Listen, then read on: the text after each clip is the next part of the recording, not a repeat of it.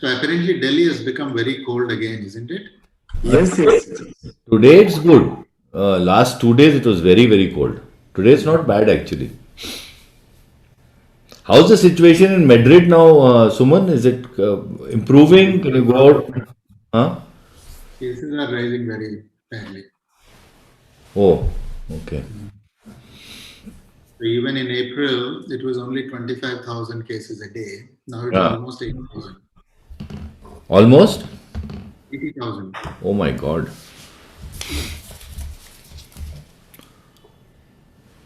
Good morning, Suman. Good afternoon, Deepak, Nimit. Morning, sir. Morning, sir. Good afternoon, Dr. Venu. How are you? I'm very good, thank you. So we're going to just about to start. Thank you so much for joining in at the right time. You're almost One of looking our like a presenters, politician. presenters had to send in a tape message because it was at the dead of the night in the US. So Tina has sent a message. Do I look sufficiently conference-like, Suman? Thank you. Just No, you look like you've moved over to the political class. Kerala towel behind you and the. Okay, so let's hand it over to the control room so that they can start the proceedings. Sure.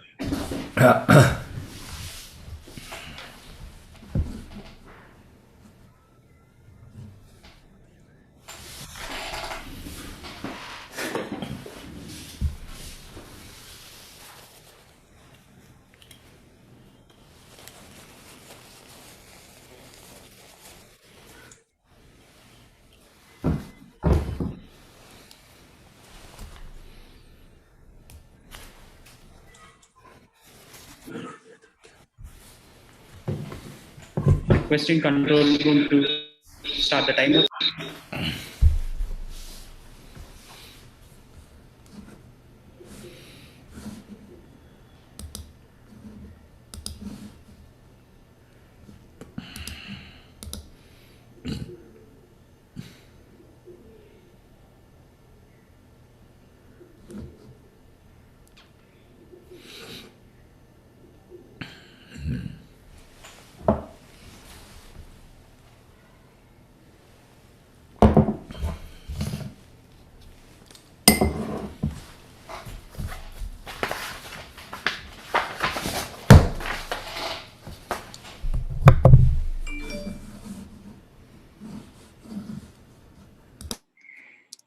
Namaskar.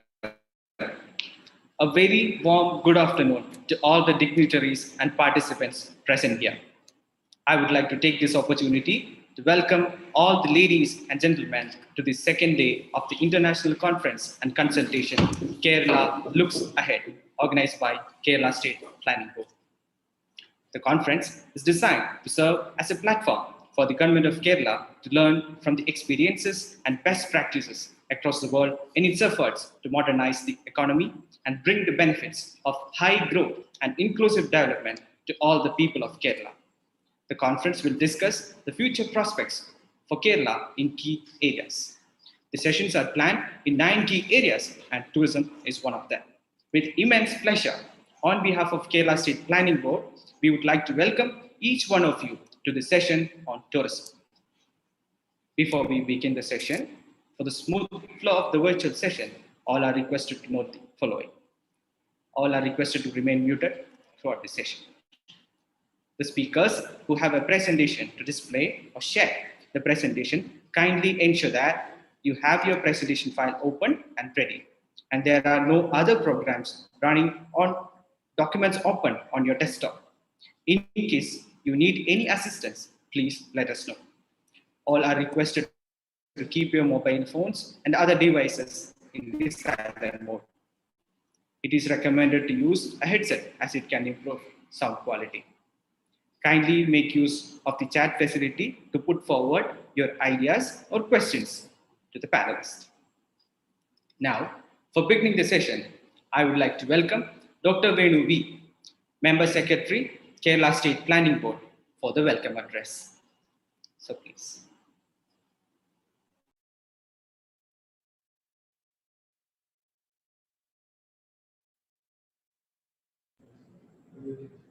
ശരിയായി Right.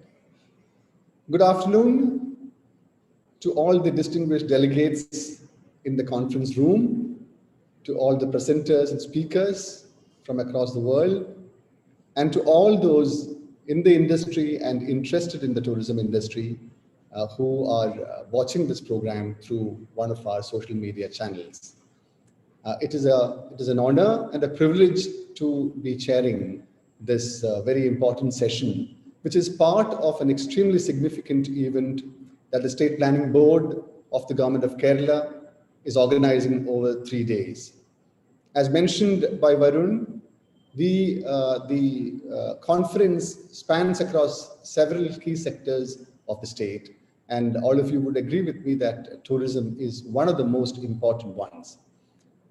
We are very pleased and humble that the important speakers that we had identified have all agreed to participate in this. So first of all, on behalf of the Government of Kerala and the Planning Board, may I extend our greetings and thanks to all the speakers and welcome them to this session. I just have a couple of points to make before I leave the floor to the speakers. As all of us know that the Kerala brand is well known. We have been recording consistent growth. We have a palette of diverse products, and we are characterized, our tourism industry is characterized by the preponderance of local enterprises. We know also that tourism in Kerala, certainly as part of tourism in India and across the world, is facing perhaps the biggest challenge the industry has ever faced over the last 100 years. Multiple problems have struck the state. We are also part of a global ecosystem which is now reeling under the pandemic. As most of us know, Kerala was beset with some extremely unfortunate natural disasters in 2018 and 2019. But even in 2019, despite having a repeat of floods and landslides in some parts of the state had started to record healthy arrival rates. But 2020 has put all of us back by several decades. We know that it's a very tough time that we are dealing with. Several enterprises have closed. Thousands have been rendered jobless. So it is in this grim scenario that we dare to talk about the future of tourism in Kerala. Why do we say this? Because I believe that there is always going to be an end to the pandemic. And when it ends, it is the time of opportunity. But then Kerala needs to look ahead. The theme of our conference is Kerala looks ahead. So what are the things, what are the areas, what are the aspects that we have to look ahead for in the tourism industry? This is what over the next 2.5 hours we hope to discuss, and we hope to be benefited by the views of the expert panelists here who are bringing in international expertise, international knowledge and wisdom, and we hope to be educated and we hope to get the right guidance from these speakers. After the speakers have completed their presentations, we would love to have a discussion. As the anchor mentioned, kindly put your views into the chat box. We are curating that, and we will request the speakers to respond to questions and suggestions. We also hope to have two or three speakers come up live on video as well. We will do that as we go on. The last point I wanted to make is this. The session hopes to look at the changing trends in national and international tourism. We have invested quite a bit in responsible tourism. What is its future? Where does responsible tourism fit in the overall ambit of sustainable tourism? What kind of segmentation should we look at? In arrivals, should we look at a broad palette or should we look at niche? There are several questions that will inform this discussion. What kind of skills will be needed for tourism of tomorrow? These are the questions that I've asked myself while thinking about this session. I hope that the speakers will touch upon these important aspects. With these short words, I would like to welcome all of you once again to the session, and let's hope that we have a very stimulating couple of hours ahead of us. To kickstart the proceedings, I would now like to invite our Minister for Cooperation, Tourism and Devisms, Government of Kerala, Mr. Kadagampalli Surendran, to offer his remarks.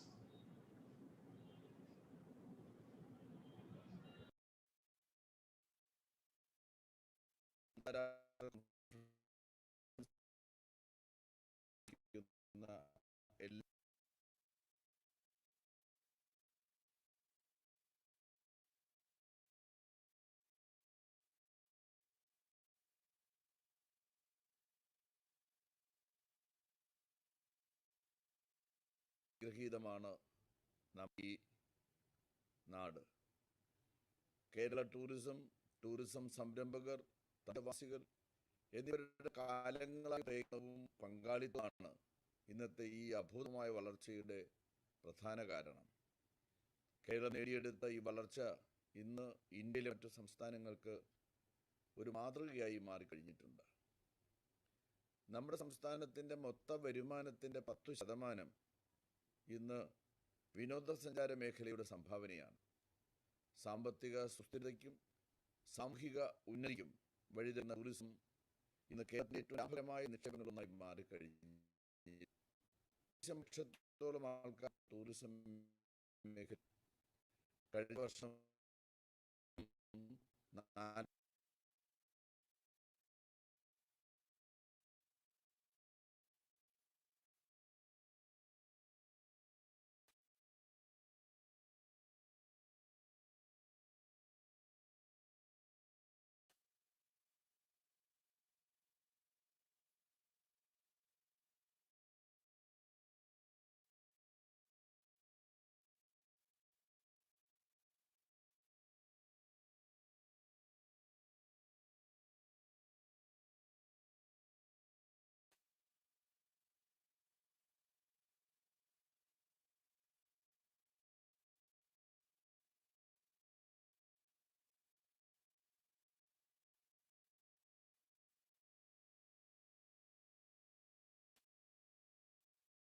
Kerala look ahead എന്ന പേരിൽ സംഘടിപ്പിക്കുന്ന ഈ അന്താരാഷ്ട്ര കോൺഫറൻസിൽ സംബന്ധിക്കുന്ന എല്ലാവർക്കും എൻ്റെ വിനീതമായിട്ട് നമസ്കാരം. കേരളം ഇന്ന് ആഗോള വിനോദസഞ്ചാര ഭൂപടത്തിലെ ഒഴിച്ചുകൂടാനാവാത്ത സാന്നിധ്യമായി മാറിക്കഴിഞ്ഞിരിക്കുന്നു. ദൈവത്തിൻ്റെ സ്വന്തം നാടെന്ന പേരിനെ അന്വർത്ഥമാകും വിധം പ്രകൃതി വിഭവങ്ങളാലും തനിമയാർന്ന സംസ്കാര സമ്പന്നതയാലും അനുഗ്രഹീതമാണ് നമ്മുടെ ഈ നാട്.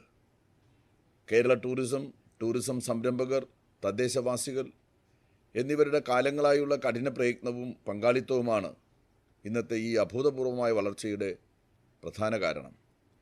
കേരളം നേടിയെടുത്ത ഈ വളർച്ച ഇന്ന് ഇന്ത്യയിലെ മറ്റു സംസ്ഥാനങ്ങൾക്ക് ഒരു മാതൃകയായി മാറിക്കഴിഞ്ഞിട്ടുണ്ട്.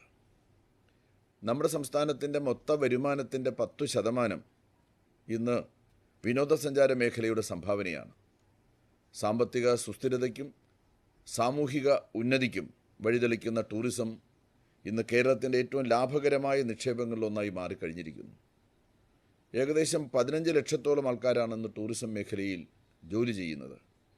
കഴിഞ്ഞ വർഷം 45,000 കോടി രൂപയാണ് ടൂറിസം മേഖലയിൽ നിന്നുള്ള മൊത്ത വരുമാനം.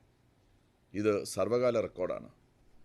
സഞ്ചാരികളുടെ വരവിൻ്റെ കാര്യത്തിൽ കേരള ടൂറിസത്തിൻ്റെ ഉജ്ജ്വലമായ വളർച്ചയാണ് 2019 കണ്ടത്. 24 വർഷങ്ങൾക്ക് ശേഷമാണ് കേരളത്തിലെ സഞ്ചാരികളുടെ വരവിൽ 17.2% വളർച്ചയുണ്ടായത്. വിദേശ സഞ്ചാരികൾ, ആഭ്യന്തര സഞ്ചാരികൾ ഇവരുടെ കാര്യത്തിൽ യഥാക്രമം 8.52%, 17.81% വർധനവുണ്ടായി. ടൂറിസത്തിൽ നിന്നുള്ള വിദേശ നാണ്യ വരുമാനം ഇതാദ്യമായി 2019 10,000 കോടി രൂപ കഴിഞ്ഞ് ആകെ 10,271 കോടി രൂപയിലെത്തി. നമ്മുടെ കൊച്ചു കേരളത്തിൻ്റെ സാമ്പത്തിക ഭദ്രത മാത്രമല്ല, ലക്ഷക്കണക്കിന് തൊഴിലവസരങ്ങൾ സൃഷ്ടിച്ചുകൊണ്ട് സുസ്ഥിരമായ സാമൂഹിക വികസനത്തിനും ടൂറിസം മേഖല നമ്മുടെ സംസ്ഥാനത്തുനിന്ന് വഴിയൊരുക്കുന്നുണ്ട്. ദൈവത്തിൻ്റെ സ്വന്തം നാട്ടിലെ വിനോദസഞ്ചാര മേഖല ഉത്തരവാദിത്ത ടൂറിസം പോലെ കേരളം മുൻകൈയെടുത്ത് നടപ്പാക്കിയ പദ്ധതികളിലൂടെ പ്രാദേശിക ജനവിഭാഗങ്ങൾക്ക് സാധ്യതകളുടെ ഒരു പുതുലോകം തീർക്കാൻ ടൂറിസത്തിന് സാധിച്ചു. നമ്മുടെ നാടിൻ്റെ തനതായ അനുഭവങ്ങൾ ഗ്രാമീണ അനുഭവവേദ്യ യാത്രകളിലൂടെ ലോകത്തിന് പകർന്നു നൽകാനും നമുക്ക് സാധിച്ചു. സമൂഹത്തിൻ്റെ താഴേക്കിടയിലുള്ളവർക്കും സ്ത്രീകൾക്കും ഇതുവഴി അനന്തമായ അവസരങ്ങളും സാധ്യതകളും തുറന്നു നൽകാൻ സാധിച്ചു എന്നതും എടുത്തു പറയേണ്ട ഒരു കാര്യമാണ്. വിനോദസഞ്ചാര മേഖലയുടെ ഗുണഫലങ്ങൾ എല്ലാവരിലേക്കും എത്തിക്കുക എന്നതാണ് കേരള ടൂറിസത്തിൻ്റെ ഇപ്പോഴത്തെ പ്രധാന ലക്ഷ്യങ്ങളിലൊന്ന്. ഇതനുസരിച്ച് ഈ സർക്കാർ അധികാരമേറ്റ ഉടൻ തന്നെ സമഗ്രമായ ഒരു ടൂറിസം നയം പ്രഖ്യാപിച്ചുകൊണ്ടാണ് ഈ രംഗത്തെ പ്രവർത്തനങ്ങൾക്ക് തുടക്കം കുറിച്ചത്. നിലവിലുള്ള പ്രധാന ടൂറിസം ഉൽപ്പന്നങ്ങൾ പ്രോത്സാഹിപ്പിക്കുന്നതിന് പുറമെ സംസ്ഥാനത്ത് അഡ്വഞ്ചർ ടൂറിസം വികസനത്തിന് മുൻഗണന നൽകുക, മലബാറിൻ്റെ ടൂറിസം വികസനത്തിന് മുന്തിയ പ്രാധാന്യം നൽകുക, കൊച്ചിൻ ബിനാലെ മെച്ചപ്പെട്ട രീതിയിൽ സംഘടിപ്പിക്കുക, മുസ്ലിം സംരക്ഷണ പദ്ധതിയുടെ മാതൃകയിൽ കൂടുതൽ പൈതൃക സംരക്ഷണ പദ്ധതികൾ ആവിഷ്കരിക്കുക, ഇവയൊക്കെയാണ് ഈ സർക്കാർ ടൂറിസം വികസനത്തിന് മുൻഗണന നൽകിയ മറ്റു മേഖലകൾ. കണ്ണൂർ വിമാനത്താവളം പ്രവർത്തിച്ചു തുടങ്ങിയതോടുകൂടി ഉത്തര മലബാറിൻ്റെ ടൂറിസം പ്രാധാന്യം വർദ്ധിച്ചത് പരിഗണിച്ച് നിരവധിയായ പദ്ധതികളാണ് ഈ സർക്കാർ മലബാറിൽ അനുവദിച്ചത്. കണ്ണൂർ, കാസർഗോഡ് ജില്ലകളിലായി ഒഴുകുന്ന 8 നദികളെ കോർത്തിണക്കി ആവിഷ്കരിച്ച റിവർ ക്രൂയിസ് ടൂറിസം പദ്ധതി, മുഴുപ്പിലങ്ങാട് ധർമ്മടം ബീച്ചുകളെ ലോകോത്തര നിലവാരത്തിൽ വികസിപ്പിക്കുന്ന ബീച്ച് ടൂറിസം പദ്ധതി എന്നിവയൊക്കെ ഈ സർക്കാർ അനുവദിച്ച മലബാറിലെ പ്രധാന ടൂറിസം പദ്ധതികളാണ്. നമ്മുടെ നാടിൻ്റെ പൈതൃക പാരമ്പര്യം പരിഗണിച്ച് നിരവധി പദ്ധതികൾ ഈ രംഗത്ത് സർക്കാർ നടപ്പാക്കി വരുന്നു. ഇത് പ്രധാനപ്പെട്ട മുസ്ലിം പൈതൃക പദ്ധതിയുടെ മാതൃകയിൽ തലശ്ശേരിയിലും ആലപ്പുഴയിലും ആവിഷ്കരിച്ച 2 പൈതൃക സംരക്ഷണ പദ്ധതികളും അതിവേഗം പണി പൂർത്തിയായി വരുന്നു. ഇവയെല്ലാം പൂർത്തിയാകുമ്പോൾ നമ്മുടെ നാടിൻ്റെ പൈതൃക സ്വത്ത് സംരക്ഷിച്ച് ഭാവി തലമുറയ്ക്ക് വേണ്ടി സൂക്ഷിക്കാനും അതോടൊപ്പം തന്നെ നാടിൻ്റെ ടൂറിസം വികസനത്തിന് ഉപകരിക്കാനും കഴിയുന്ന രീതിയിലാണ് നടപ്പിലാക്കി വരുന്നത്. നമ്മുടെ നാടിൻ്റെ വ്യാപാര പാരമ്പര്യത്തിന് തെളിവായി ഇന്നും അവശേഷിക്കുന്ന പൗരാണിക കച്ചവട കേന്ദ്രമാണ് തിരുവനന്തപുരത്തെ ചാലയും കോഴിക്കോട് മിഠായി തെരുവും.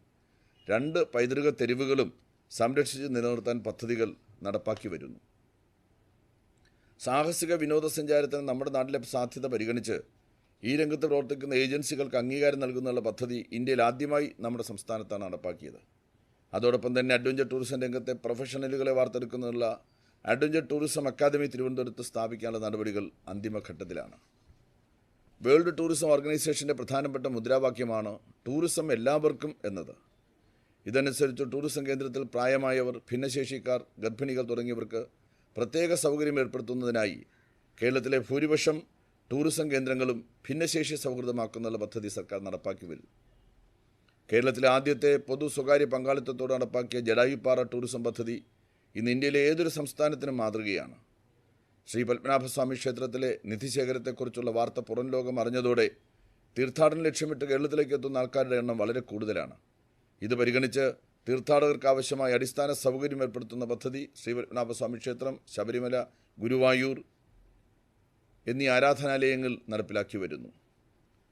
ഇതുകൂടാതെ തത്വമസി എന്നുള്ള പേരിൽ നമ്മുടെ സംസ്ഥാനത്തെ തീർത്ഥാടകരെ അവർക്ക് ആവശ്യമായിട്ടുള്ള സൗകര്യമൊരുക്കുന്നതിനുള്ള വിവിധ പദ്ധതികൾ വിവിധ ദേവാലയങ്ങൾ കേന്ദ്രീകരിച്ച് സംസ്ഥാനത്തുടനീളം നടക്കുകയാണ്.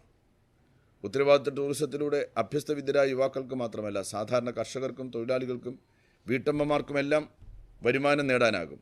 പ്രത്യക്ഷമായിട്ട് മാത്രമല്ല, പരോക്ഷമായും വലിയ തോതിൽ തൊഴിലവസരങ്ങൾ ഒരുക്കാൻ ഇതിലൂടെ കഴിയുന്നുണ്ട്.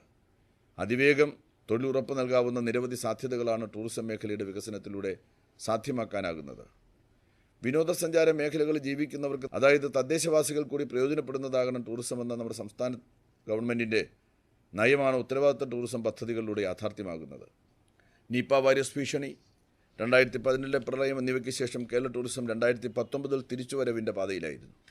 പ്രകൃതി ദുരന്തങ്ങളെ തുടർന്നുള്ള പ്രതിസന്ധി ഘട്ടത്തിന് ശേഷം കേരളത്തിലേക്കുള്ള വിനോദസഞ്ചാരികളുടെ വരവ് കൂട്ടുന്നതിനായി ടൂറിസം വകുപ്പ് ബ്രാൻഡിങ്ങിലും വിപണനത്തിലും തന്ത്രപരമായ പദ്ധതികൾ ആവിഷ്കരിച്ച് നടപ്പിലാക്കി. റിസോർട്ടുകളും ടൂർ ഓപ്പറേറ്റർമാരും ഓൺലൈനിലും ഓഫ്ലൈനിലും മികച്ച പാക്കേജുകളും ഓഫറുകളുമായി സഞ്ചാരികളെ ആകർഷിക്കാൻ മുന്നോട്ട് വന്നു. ഇതിൻ്റെ COVID-19 ലോകമാകെ മാറ്റിമറിച്ചു.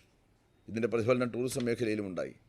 ലോക സമ്പദ് വ്യവസ്ഥയുടെ സകല മേഖലകളെയും കോവിഡ് ബാധിച്ചു. ഇതിലേറ്റവും ഗുരുതരമായി ബാധിച്ച ഒരു മേഖല ടൂറിസമാണ്. മാർച്ച് 11 ആയപ്പോഴേക്കും കോവിഡ്-19 ആഗോള സാംക്രമിക രോഗമായി ലോകാരോഗ്യ സംഘടന പ്രഖ്യാപിക്കുകയും ലോകമെങ്ങും യാത്രാവിലക്ക് പ്രാബല്യത്തിൽ വരികയും ചെയ്തു.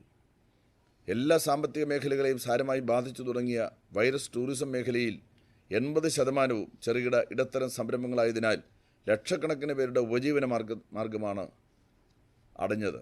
യാത്രാ നിർദ്ദേശങ്ങളും നിയന്ത്രണങ്ങളും ആരോഗ്യ പരിശോധനകളും മുന്നറിയിപ്പും കാരണം ടൂറിസം വ്യവസായം ഇപ്പോഴും നിശ്ചലാവസ്ഥയിലാണ്. യാത്രാവിലക്കും പരിമിതമായ ഗതാഗത സൗകര്യം കാരണം ആഭ്യന്തര സഞ്ചാരികളും പൊതുവെ ഇല്ലാതായി കഴിഞ്ഞു. ചെറുകിട ടൂർ ഓപ്പറേറ്റർമാർ മുതൽ വൻകിട ഹോട്ടലുകളും റിസോർട്ടുകളും അടക്കം ഈ പ്രതിസന്ധിയുടെ പ്രത്യാഘാതത്തിലാണ്.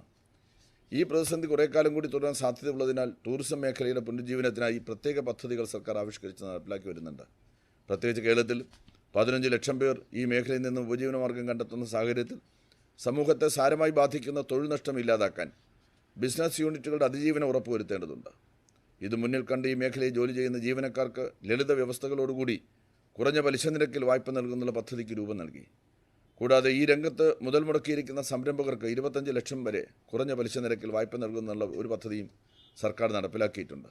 ഇതുകൂടാതെ വൈദ്യുതി നിരക്കിൻ്റെ കാര്യത്തിലും ടൂറിസം യൂണിറ്റുകൾ LSTDയിൽ അടയ്ക്കുന്ന സ്വത്ത് നികുതിയുടെ കാര്യത്തിലുമൊക്കെ ചില ഇളവുകൾ സർക്കാർ ഈ കാലഘട്ടത്തിൽ ടൂറിസം മേഖലയ്ക്ക് ലഭ്യമാക്കിയിട്ടുണ്ട്. സാമ്പത്തിക വ്യവസ്ഥയിൽ വലിയ പങ്കുവഹിക്കുന്ന ടൂറിസം വ്യവസായത്തെ സംരക്ഷിച്ചാൽ കോവിഡാനന്തര കാലത്ത് നമുക്ക് മുന്നേറ്റം നടത്താനാകും. ആദ്യ ആഭ്യന്തര ടൂറിസമാണ് പ്രോത്സാഹിപ്പിക്കേണ്ടത്. അതിൽ തന്നെ ആദ്യം നമ്മുടെ നാട്ടുകാർ സംസ്ഥാനത്തിനകത്ത് യാത്ര ചെയ്യണം. കോവിഡിന് ശേഷം ഹെൽത്ത് ടൂറിസം മേഖലയിൽ കൂടുതൽ സാധ്യത കാണുന്നുണ്ട്. പ്രത്യേകിച്ച് ആയുർവേദ ചികിത്സയ്ക്കായി കേരളത്തിൽ വരുന്ന സഞ്ചാരികളുടെ എണ്ണം വർദ്ധിക്കുമെന്നാണ് കരുതുന്നത്. കോവിഡ് കാലത്തെ ടൂറിസം മാർക്കറ്റിംഗ് പ്രവർത്തനങ്ങൾ അടിമുടി മാറുകയാണ്.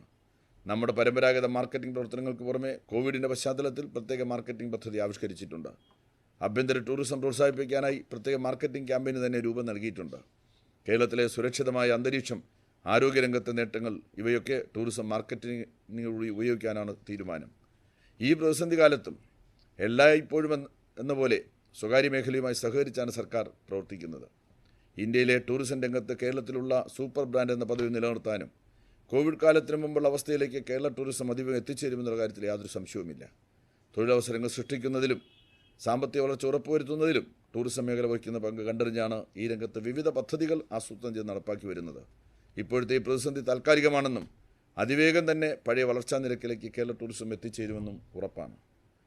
കേരള ലുക്ക് അഹെഡ് എന്ന പേരിൽ സംഘടിപ്പിക്കുന്ന ഈ അന്താരാഷ്ട്ര കോൺഫറൻസിൽ ടൂറിസം സെഷനിൽ പങ്കെടുക്കുന്ന എല്ലാവരും ഈ രംഗത്ത് ദീർഘകാല പരിചയമുള്ളവരാണ്.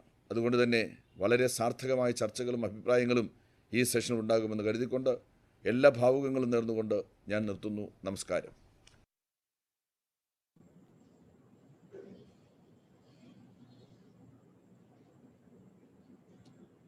Thank you, sir, for your comprehensive presentation.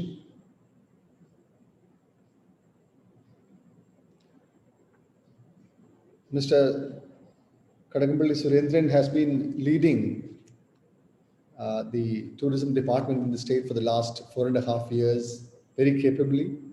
And as he himself pointed out, the Department of Tourism has been embarking on several new projects, opening up destinations and focusing on preservation of heritage, built heritage in the state. I would now call upon the first speaker among our panelists. It is with great pleasure that I want to introduce my colleague, Mr. Suman Billa, who joins us from Madrid, Spain. Mr. Suman Billa belongs to the Indian Administrative Service, but is now known the world over as the authoritative voice of tourism in the UN World Tourism Organization. Educated at the Madras Christian College, Jawaharlal Nehru University, and the London School of Economics, Suman joined the Indian Administrative Service in 1996 and has held several responsible positions, several of them in tourism. He was my successor as director of the Kerala Tourism, and also my successor as secretary in the Department of Tourism. He later went to the Ministry of Tourism, Government of India, and served with distinction as Joint Secretary in the ministry. Mr. Billa, I'm sure, will enlighten us about the global trends in tourism and what the future has in store for Kerala. Suman, over to you. Thank you, sir. It's always a pleasure to be introduced by your mentor. When I left for the Government of India in 2014, I said that in my farewell speech that I may be wearing the cap of Incredible India, but my DNA will always remain Kerala tourism. So it's always a pleasure to circle back and come to Kerala.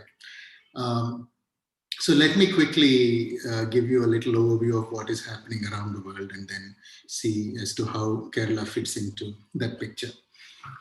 So last week, the UNWTO has issued a statement and has officially certified 2020 as the worst year in the history of tourism.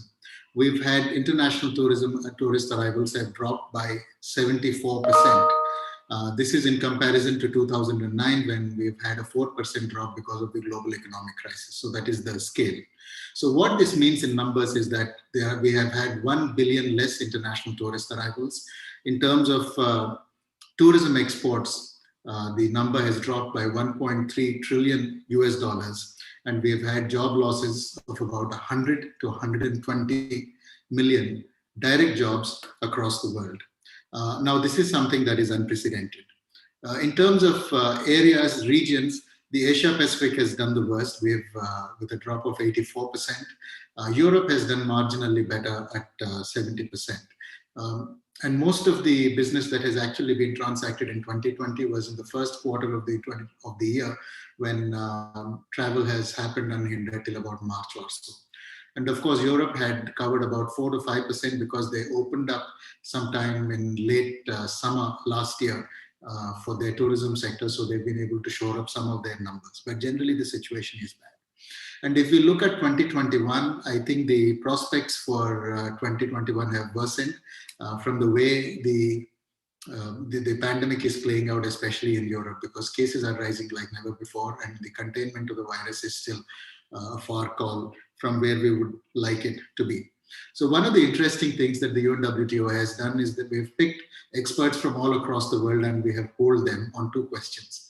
The first question is, when do you think that tourism will rebound, will make a rebound? And most of them think that it will be the 3rd quarter of 2021 before we see tourism, international travel coming back on track. The second question that we've asked them is, when do you think that we will come back to the pre-pandemic levels? And on that, the opinion is divided. About half of them think that the pre-pandemic levels will be reached in 2023, and the other half think that it's going to be 2024 before we reach the pre-pandemic levels. So that's pretty much out there. Now, if you look at how the governments are responding, I think most of the governments are coming around to the position which can be explained in 4 statements, short statements as it were. All of them think that health first, tourism next.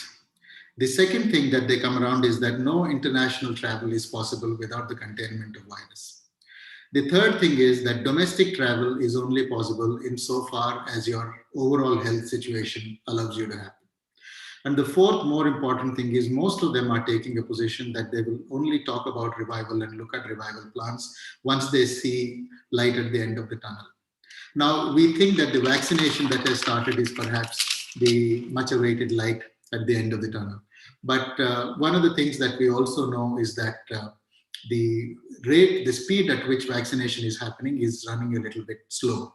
In Europe, they were thinking that they will complete the vaccination by the end of May, but because of production difficulties and because of logistical issues, it looks like that date is going to be pushed anywhere to September to October of this year. So there are going to be delays. India has done extremely well. We've inoculated 1 million people in 11 days, but there is still going to be some time for us before we're able to come to that critical mass. The silver bullet that most of the people seem to be talking about for international travel is the vaccination passports. Now, simply put, it means that if you have been vaccinated and you have an electronically verifiable certificate, you can travel unhindered to all across the world. Now, that is the idea, but there are still 2 or 3 critical issues that need to be addressed on that, and we're still waiting for a clear information on that. The first is that do those who are vaccinated, are they capable of carrying the virus? Because all of us know if you're vaccinated, the chances of you falling ill are limited.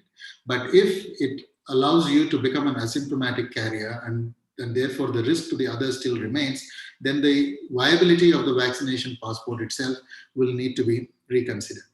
The second issue that we need to look at is the principle of efficiency, because there are a few vaccine candidates out there. Some of them have a success rate of 90%.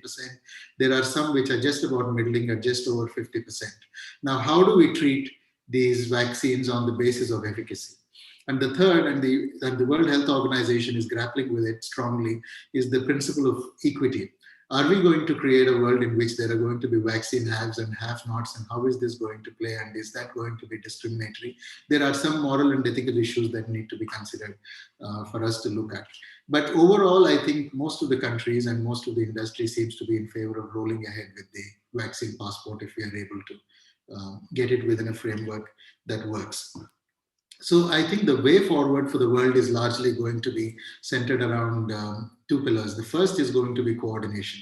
It would mean that all the governments will have to coordinate with each other on their health protocols and how do they work with each other, because international travel cannot happen on the basis of unilateral decisions.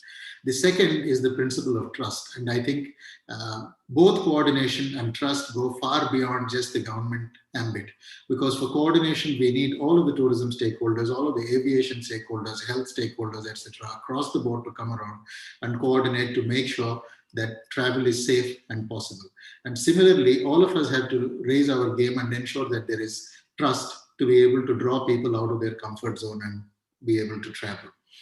Now, some of the countries which are largely dependent upon international tourists have been severely affected, especially so the case with the small island developing states like the Maldives, like the Caribbean, etc., whose total revenues account for about 70 to 75% from international tourists alone. And therefore, for them, the main source of sustenance is gone. But several of the large countries which have a critical mass of domestic demand are in a reasonably better position to be able to tide over the crisis with minimal pain. If you look at India, I think we're in a propitious position because we welcome 11 million international tourists into India every year, but we send out 25 million of them abroad in a single year. And this 25 million spends cumulatively a staggering $26 billion on their trips abroad. So if we are able to tap into this purchasing power, and if we are able to work on this critical mass, I think the Indian tourism sector will be able to tide over the issue in a reasonable manner. Now, when we look at Kerala, I think Kerala has, looking at the situation, I think Kerala has several advantages, even on a global scale. The first advantage we have is that there are changing consumer preferences now. One of the things that has gone out of preference now is that consumers no longer prefer these high volume, low margin, mass-based tourism products. They are looking for more meaningful, more authentic products. And I think Kerala has a value proposition sitting right out there. The second is that the pandemic has also triggered concerns about health and wellness, and people are looking at ensuring their health and wellness like never before. And I think Kerala, with its as a global leader in Ayurveda and holistic healthcare, can cash in very strongly on that. The third point that we have in our favor is that most of our destinations are leisure destinations, insofar as they are not very crowded, and they yield to some sort of social distancing, and I think that's a big advantage. The fourth is that we have houseboats which are naturally self-isolating. So I think there's going to be, as and when the markets and people start traveling, I expect houseboat business to pick up rather quickly.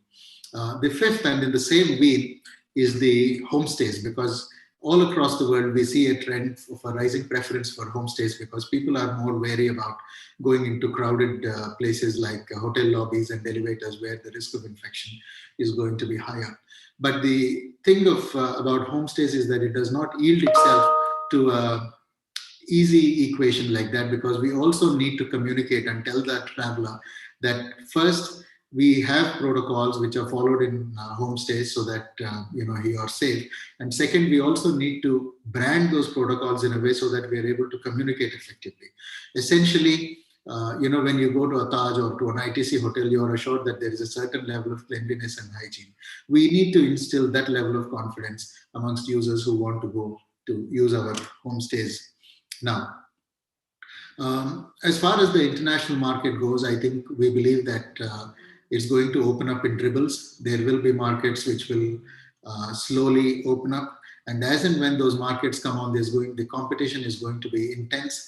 There are many countries out there who are desperate for that business. So, and the way they are going to approach these markets is going to change. It's no longer going to be the regular media planning that we used to do. It's going to be hyper local. It's going to be hyper aggressive. It's going to be hyper targeted, and most of it will happen on the digital medium.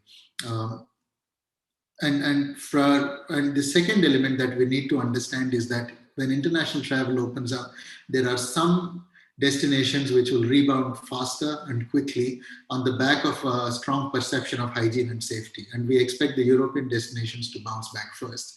And I think India on that parameter is perhaps going to be somewhere in the middle or thereabouts. So even if the international picks up for the rest of the world, I think there's going to be a little bit of a lag before international travel to India will pick up. So that is something that we need to keep in mind. So I think, to my mind, and assuming that Kerala, even today, 90% of the tourists who come to Kerala are actually domestic, I think it's important for us to focus on the domestic market, and we need to look at how we can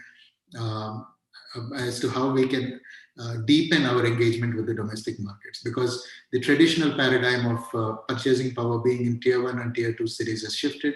There are a lot many people in the tier 3 and tier 4 cities who have the top dollar paying ability and who are able to go on holidays. I think we need to be able to communicate with them effectively to be able to draw them to Kerala. As most of us know, the Indian tourists over the past few years have been spending the top dollar on equal terms, if not better, certainly on better terms for F&B services than the international tourists. So I think we are in a reasonably good space to look at that. The other element that most of us also see now, and importantly, is the rise of the OTPs, or the online travel platforms. So essentially what it means is the rise of technology, and a lot of business is moving onto the technology platform. So we will need to gear ourselves and prepare ourselves to be able to work with the online travel platforms. Now, one risk that the OTPs have as against the traditional tour operator is that extreme speed in switching. They may be selling your product today, tomorrow if they've got something else, they may switch over to the next one. So one of the elements that you need to do is perhaps for Kerala Tourism to get on and take a position as a tourism board on the OTP, and then you have several of the private players also going so as to create some sort of a buffer and critical mass on that. And that's the strategy that several tourism boards are looking at. The next thing that we need to look at is that we see a lot of change in the demography of people who are traveling. Increasingly, those who are traveling now are the youngsters who are a little more risk takers, whose immunity levels are higher. So essentially what this means is that products also need to change to be able to make sense to them. No longer are they just interested in going to beautiful places and staying in comfortable lodgings, but they also need to indulge in activities which yield to Instagrammable moments. So I think Kerala will have to do that value add of trying to create those Instagrammable moments to be able to capture those guys. And I think we have several of those, the potential. I think we just need to put that together. So whatever it is that Kerala does, I think it's very clear that we need to do it within a framework of responsible tourism. And unless we are able to show the visibility of the benefits to the community, tourism in Kerala is not going to be moving ahead. In terms of investments, there are several ways that investments come in. There's public investment and there's private investment. Public investments largely come through the state government or through the government of India, and we have private investments which come from the private sector. But it doesn't matter to my mind who is investing. But the most critical thing is that every rupee that goes in as public investment must be matched by a commensurate investment from the private sector to make it happen. The world is full of destinations where governments have gone and developed, fantastic public infrastructure, but there are no restaurants for people to eat and there are no beds for people to stay, and therefore they are looking, challenging. So I think when a COVID situation, when we are going to be much more challenged to do the resources, it's important for us to optimize. So I think both the governments and the private sector need to work together to see as to how they make the best use of the limited resources that we have at this time. And to the question of whether the local bodies should be empowered, I think it doesn't matter who is doing it, as long as they have the ability, the bandwidth to do that, and the financial resources to be able to attract investments. It doesn't matter whether it's the local bodies or whoever is doing it. But I think the issue of having the bandwidth to do is critical, because several years ago we had a spate of CRZ cases in the High Court, and when the courts found that almost all of them, the panchayats have given them clear certificates, and then the court had actually made a remark saying that it's okay to empower them with the powers, but you also need to make sure that they have the capacity to do that. So I think I'm all for moving ahead with local bodies, but we need to train them well to be able to adapt to that. The other big trend that we see, and which is going to play very strongly for Kerala, is that the consumer preferences the world over are changing. We are looking at a situation where consumers are looking more at environmental costs beyond economic costs. And governments are actually channeling that and trying to set their policy to change these needs. So several destinations across the world today are looking at going towards zero carbon footprint, zero food miles, etc. And I think that is an area where Kerala has a head start, because even before the world came around to this, for decades now, we've been working on our responsible tourism. And we have several destinations which are RT certified, and we've done a tremendous job. And I think the way forward for us is going to be able to broad base this so that we have responsible tourism. The entire destination, the entire state becomes a responsible tourism destination. And that is going to be our calling card and our USP to be able to tap into the market. It makes excellent commercial sense, because all things being equal, people all over the world will always opt for something that is responsible and that tugs at their moral heartstrings. So I think for Kerala, we have a great start there. I think we need to push forward. In skill development, I think we've done excellent work, especially at the skill level. There are Kutumbashree units which work all across within the responsible tourism framework. And I think that is something that we need to strengthen and take forward.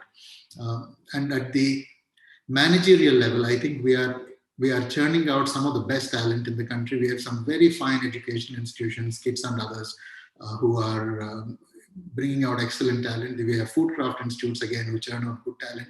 But the problem is that Kerala is becoming a training ground for the Middle East, because when somebody passes out of college, he works for 2 years in Kerala and then he goes on to the Middle East.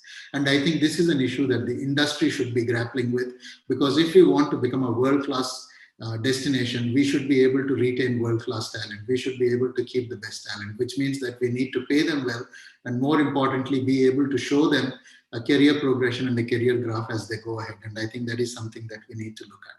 One trend that we see all over the world is multitasking, because most of the hotels and establishments are not going to afford one person for every job. So typically for tour operators, there's one fellow who sits in the office. He also goes out and conducts tours.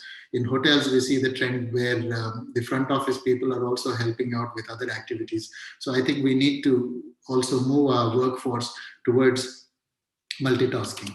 So on the last point that I want to speak about sustainable growth is, if we look at it from an Indian perspective, I think Kerala's growth has been stupendous and it's a great model. But when we look at it from a global perspective, there are several other destinations which have done equally well. So I think for Kerala, there is still a significant headroom which is still left. The northern part of the state is still largely untapped for tourism, and I think that's where the opportunity is, and we need to move ahead. The second thing that we need to understand is, most of the markets that we have traditionally, we need to deepen the engagement. Now, one of the exercises that I did when I was Joint Secretary in the Ministry of Tourism, when we prepared the media plan, was to look at, for example, a country like the UK, and look at how many people are actually traveling out from from the UK and see what is the percentage of that we are getting actually into India. And in the case of most of our traditional markets, it's close to about 1 to 2%. And in case of Kerala, it's going to be much smaller. So when we go there and take an exposure to the market, it always works. You get the flywheel effect, and you're going to be able to gain more through spending incrementally less to deepen the market. So I think there is a great case for us to deepen the market.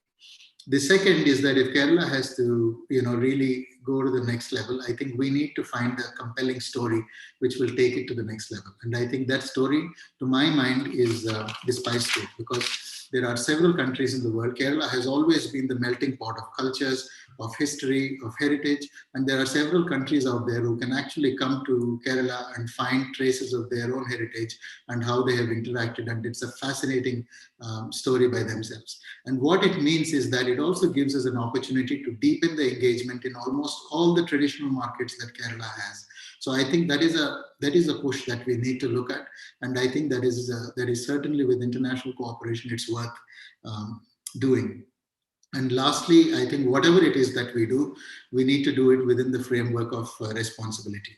And it is not just moral positioning. It is for us. It is essential. There is no other way for us to do, because Kerala inherently resists change unless you're able to build the consensus and get everybody around the table.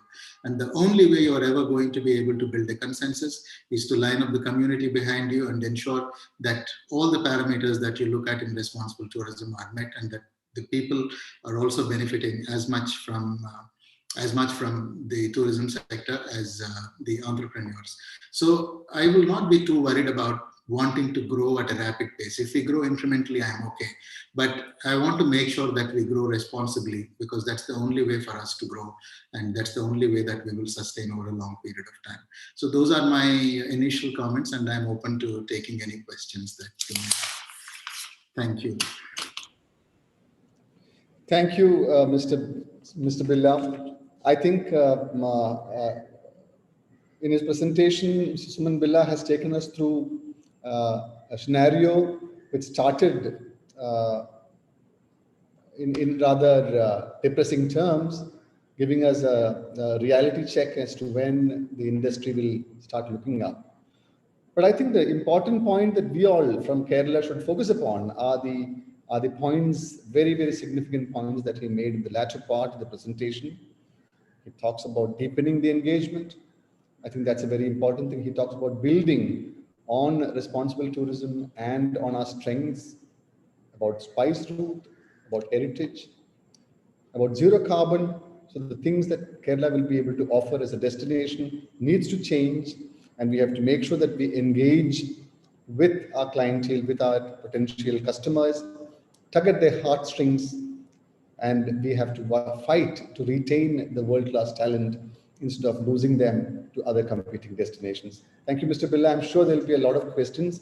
We are running a little short of time, so I will not, without further ado, I'll invite the presentation from the next speaker, who happens to be Ms. Christina Beckman. Now, Christina works very closely with small businesses. She is the Vice President of the Global Strategy for Adventure Travel Trade Association and the co-founder for Tomorrow's Air. She works out of the US, and because of the adverse time zone issues, Christina has sent us her presentation. She wanted to be here in person, but I think asking her to be awake at 3:30 in the morning is a little too much. So Christina leads ATTA's research program, workshops around the world focusing on entrepreneurs and local market expansion. She has served as an advisor to the National Geographic Center for Sustainable Development and the World Travel and Tourism Council, and to startup technology companies providing services to the adventure travel market. Her expertise includes adventure tourism concepts, policies to promote sustainable tourism, and policies to support entrepreneurship, and specialized research covers environment, tourism, entrepreneurship, and technology. So we'll hear from Christina next.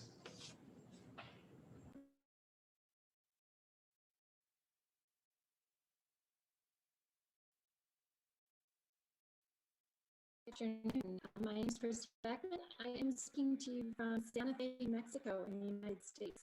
I'm really happy to be here this afternoon. I have a few slides I'll share. Let's see if I you present.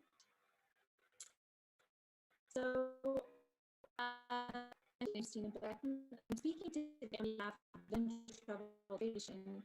Tomorrow's Air is a great opportunity to be talk about Kerala and the Kerala, one of my favorite coastal destinations. So, the future of active travel destination. I will get started. A little bit about me. I have a background in international development, consulting with 15 years and more, actually focused on adventure tourism. I worked in India, in Assam, in the West Bengal on ecotourism and the climate project there through the World Bank. I've been in Kerala. This is a picture from years ago, actually. Now, include the Internet Corporation, the World Feller, and places looking for ways to see tourism used as a solution for rural economic development. The Adventure Travel Trade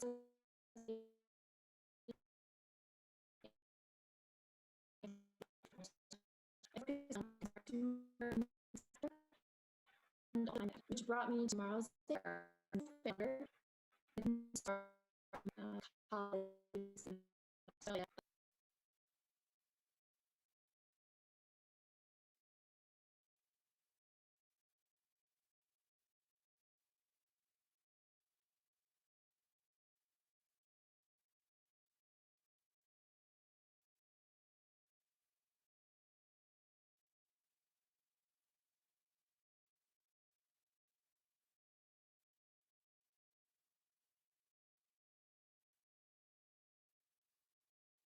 My name is Christina Beckman. I am speaking to you from Santa Fe, New Mexico in the United States.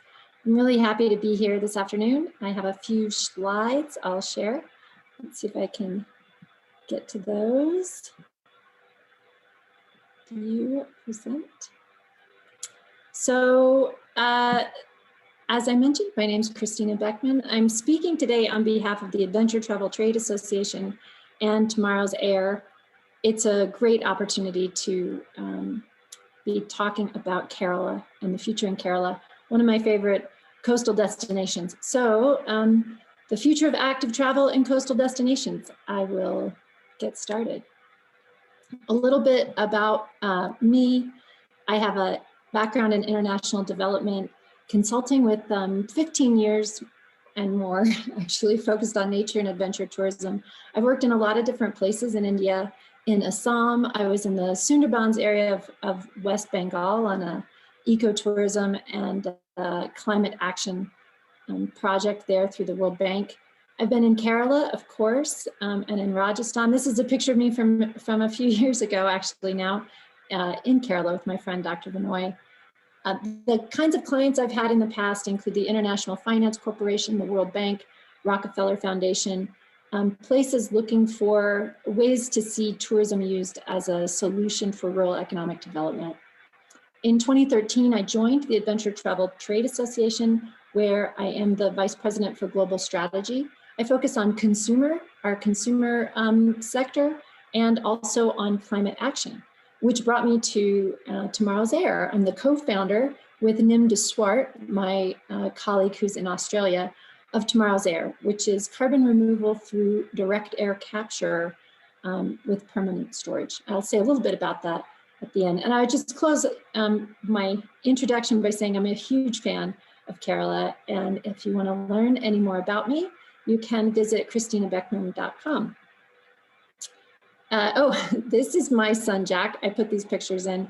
I think it's important to just sort of let people know where you're coming from when you're giving a presentation. So philosophically, you know, my personal philosophy, I am working on an equitable and prosperous future for all, and that's really driven by my family, as I'm sure it is for lots of us. So that perspective informs, in my personal life, informs so much of my professional work. I love to travel with my son. This is a picture from before coronavirus, November of 2019 in Cambodia. All right, well, so topics I want to cover today, I'm going to share some information, research that have some projections for what we can expect with travel and what adventure travelers are interested in. And I think what the research shows is that there's a real desire for authentic and natural destinations. I'll share some detail on that. I think it suits Kerala perfectly. And then I'll close with a discussion on the importance of sustainability and understanding specifically carbon emissions and how we can start to take action there. So the first study I want to share with you is from the US Adventure Traveler Sentiment. We conducted this research June through July of 2020 in partnership with Euromonitor International and 2031 Consulting. This research is available for free on the Adventure Travel Trade Association website. If you go to research, you can drop down through there and you'll see all the tiles for different studies. So what we see from the United States with travelers is they're prioritizing safe and relaxing adventure travel destinations with nature, outdoor, and adventure activities. This is, really bodes well for coastal destinations, for Kerala. The red bars here are the adventure travelers, and the blue bars are the comparison with the average, sort of the mainstream US consumer. And we got that data from a Euromonitor study. So as you can see here on the left, 72% of adventure travelers are looking for nature and outdoor activities, and 12% are interested in ecotourism and sustainable travel options. So there really is an audience that is interested in specifically what you have to offer in Kerala. I included this slide because I think it shows that contrary to what we might expect, people are thinking and dreaming about international travel again. And as we can see here, more than half, 53% of people are thinking of vacationing abroad. 8% of those in the United States are looking at neighboring countries. 45%, however, are looking at more far-flung destinations. So another encouraging sign for travel's recovery. Environmental considerations are a strong factor in decision-making, however, and I think the research really gives us some pointers on our product development and also our marketing. So this question, the question asked here was, when traveling in the future, will climate change be on your mind?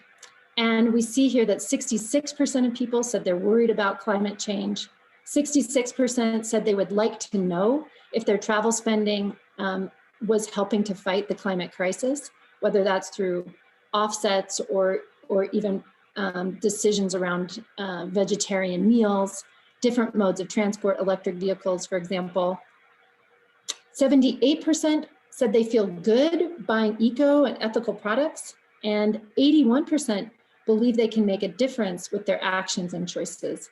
The takeaway really here is to bring the values of your business forward and let people know. What I discovered in Kerala was there was a lot of sustainable business that was just operating that way, sort of in a de facto, it's just sort of how they operated. It's really, that is a value to consumers now, if you can let people know, sort of unfold all the good that you're doing and help them realize the ways in which their money is benefiting the environment or benefiting the local community. Conversely, if you sort of look inside at your business and see that maybe your business isn't benefiting the community or the environment, now is a great time to make some adjustments there. You'll be able to promote that very effectively right now. I want to share also some data from another research piece we did. This one was in partnership with the International Finance Corporation. It's also available on our website. It's called Shaping the Future of Adventure and Cultural Travel. And a lot of this research was focused on developing recommendations for Pacific Islands. So I think the results here are also relevant for Kerala. So we identified 3 key personas in this research: adventure intensive, experience samplers, and cultural explorers. As you can kind of guess their focal areas from those names. The adventure intensive persona is motivated by aggressive, I guess, hard adventure. And experience samplers are more mainstream. They're sort of mixing nature and outdoor activities with the cultural experiences. Cultural explorers are motivated by learning and cultural immersion and connection. So these are 3 specific categories that we know are prominent, outbound US and outbound Australia. We also found that the activities, so across these 3 personas, I pulled these up because these activities resonate across these personas. Immersive local community experiences, culinary and food-focused holidays, camping, backpacking, hiking, snorkeling, horseback riding, and bird watching. When I was reflecting on these results, thinking about this presentation, I realized that lots of this is very present in Kerala. And so I think as you look at what kinds of experiences to market, whether to trade partners or direct to consumers, you can feature and highlight these sorts of experiences that either intermix these kinds of activities or are solely focused on these sorts of activities. And I would also suggest that now is a great time, when you don't have as many visitors, perhaps now is a great time to really fine tune those offerings in these activity categories. So practical, easy recommendations. I just said a couple previously. For planned itineraries, make sure that you're mixing cultural heritage with outdoor activities, visiting heritage sites, cycling, bird watching. A mix of things is great. Emphasizing independent and self-guided aspects. We know that people are going to be a little more leery of traveling in groups. So there may be more independent and self-guided travelers. So if you have experiences and products that can be shaped to be done independently, now is a great time for that. And making sure that the materials that you have to support people guiding themselves are well written and easy to access.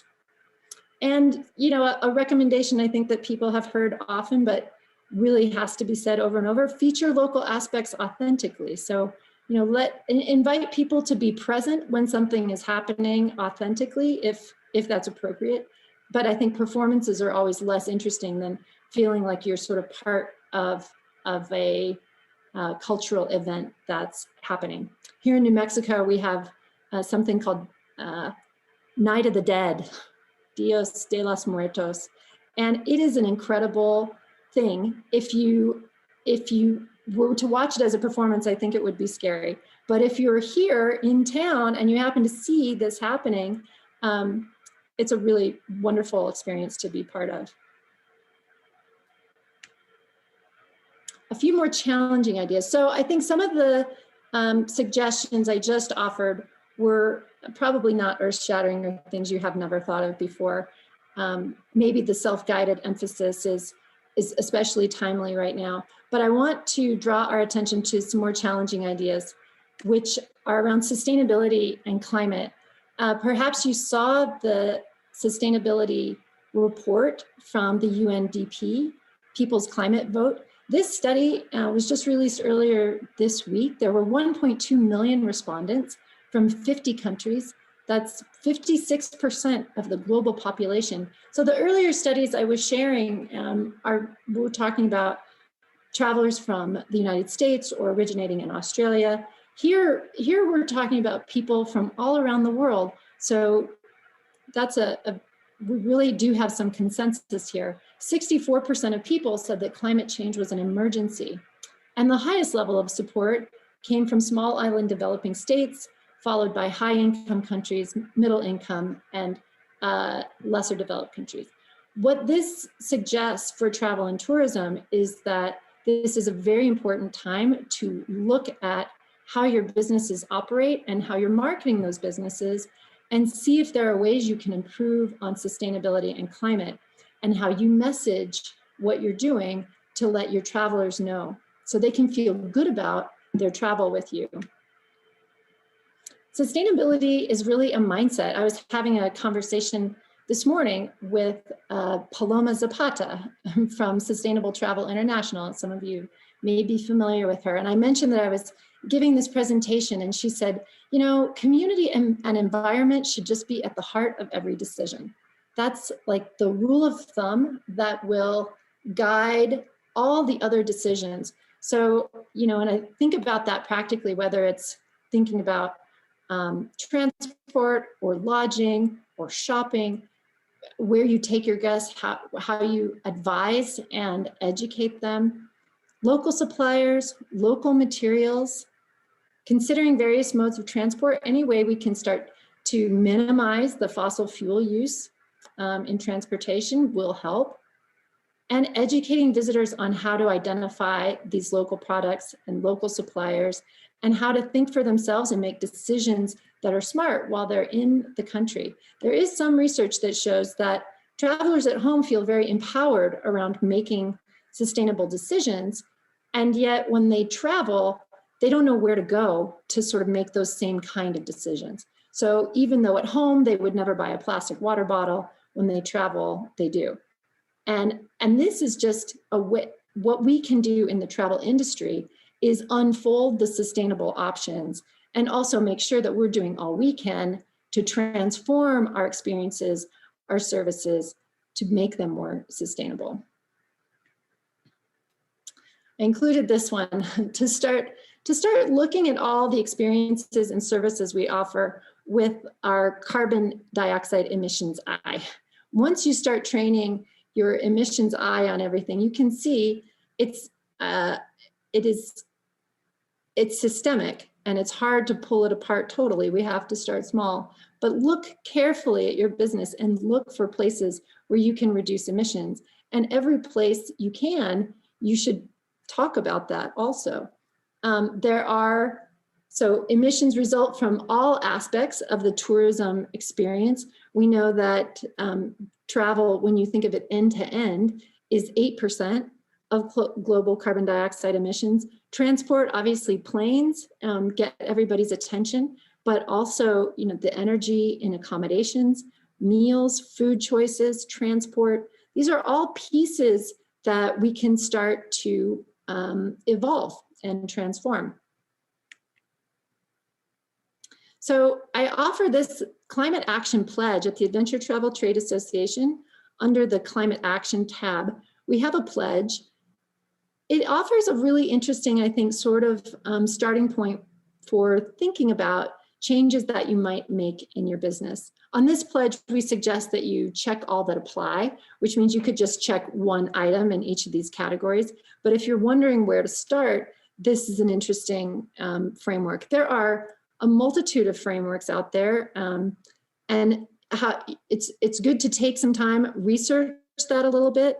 If travel is slow right now, it is an excellent opportunity to start looking into this. Sometimes I hear from small businesses that it's just the monumental task of starting to dig in to the supply chain and understand carbon emissions at every level is too daunting. So, you know, start small. And the pledge is an interesting place because it can give you a couple little categories where you can start chipping away at it.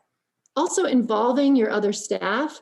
I think I have definitely learned from some of our partners that when one person starts talking about it, other people kind of join in. So if this is not already a priority for you, I encourage you to consider that.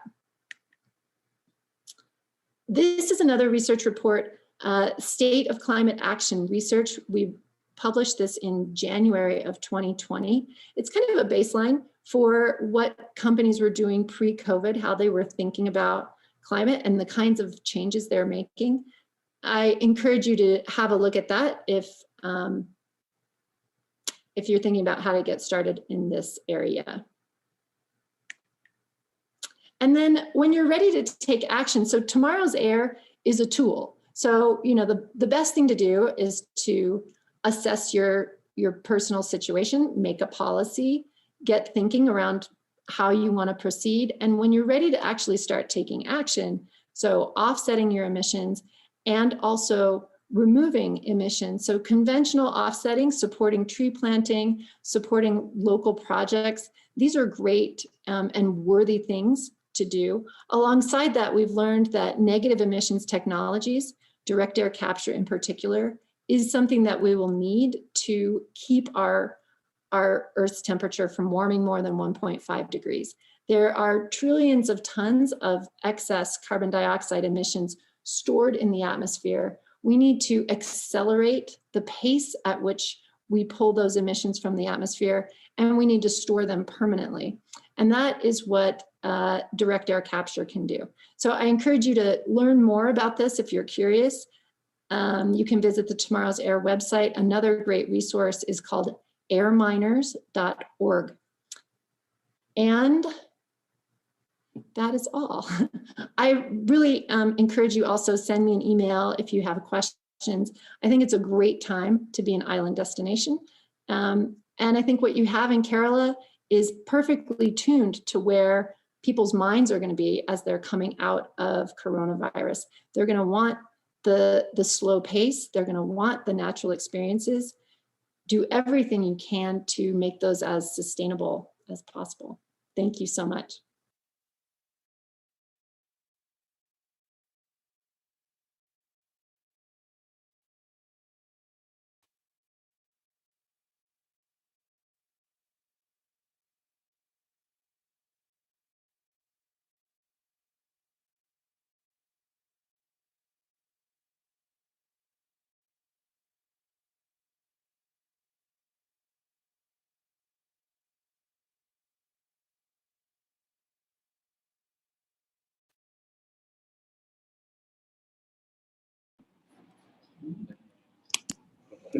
On behalf of the organizers, I'd like to thank those who have questions or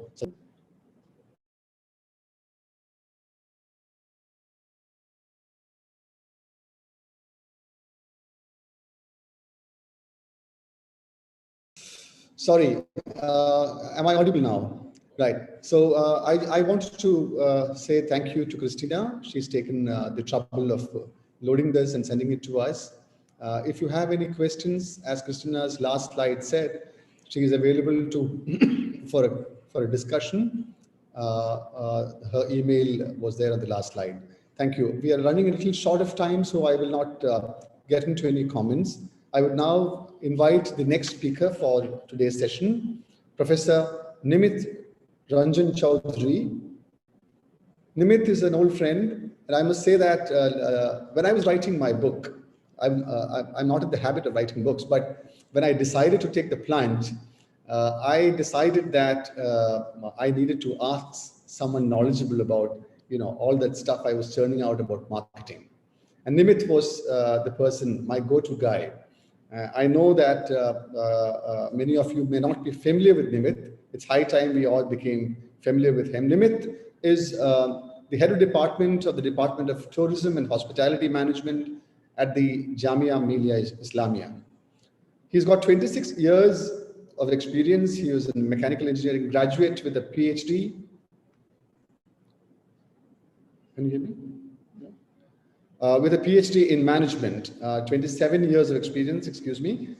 He has been teaching in across the country, in Mizoram, in the Gwalior, Noida, and Nellore, called schools of the Indian Institute of Travel, Tourism and Travel Management, and now, of course, at the Jamia. He also has extensive international experience, having taken courses in Mexico, in China, in Spain, Sweden, and Slovenia. He has been recently chosen for the prestigious LEAP program at Oxford. His research focuses on destination marketing, tourism entrepreneurship, and guiding and interpretation. Nimit has supervised 15 PhDs and authored and edited 12 books and contributed more than 125 research papers. Over to you, Professor Chaudhary.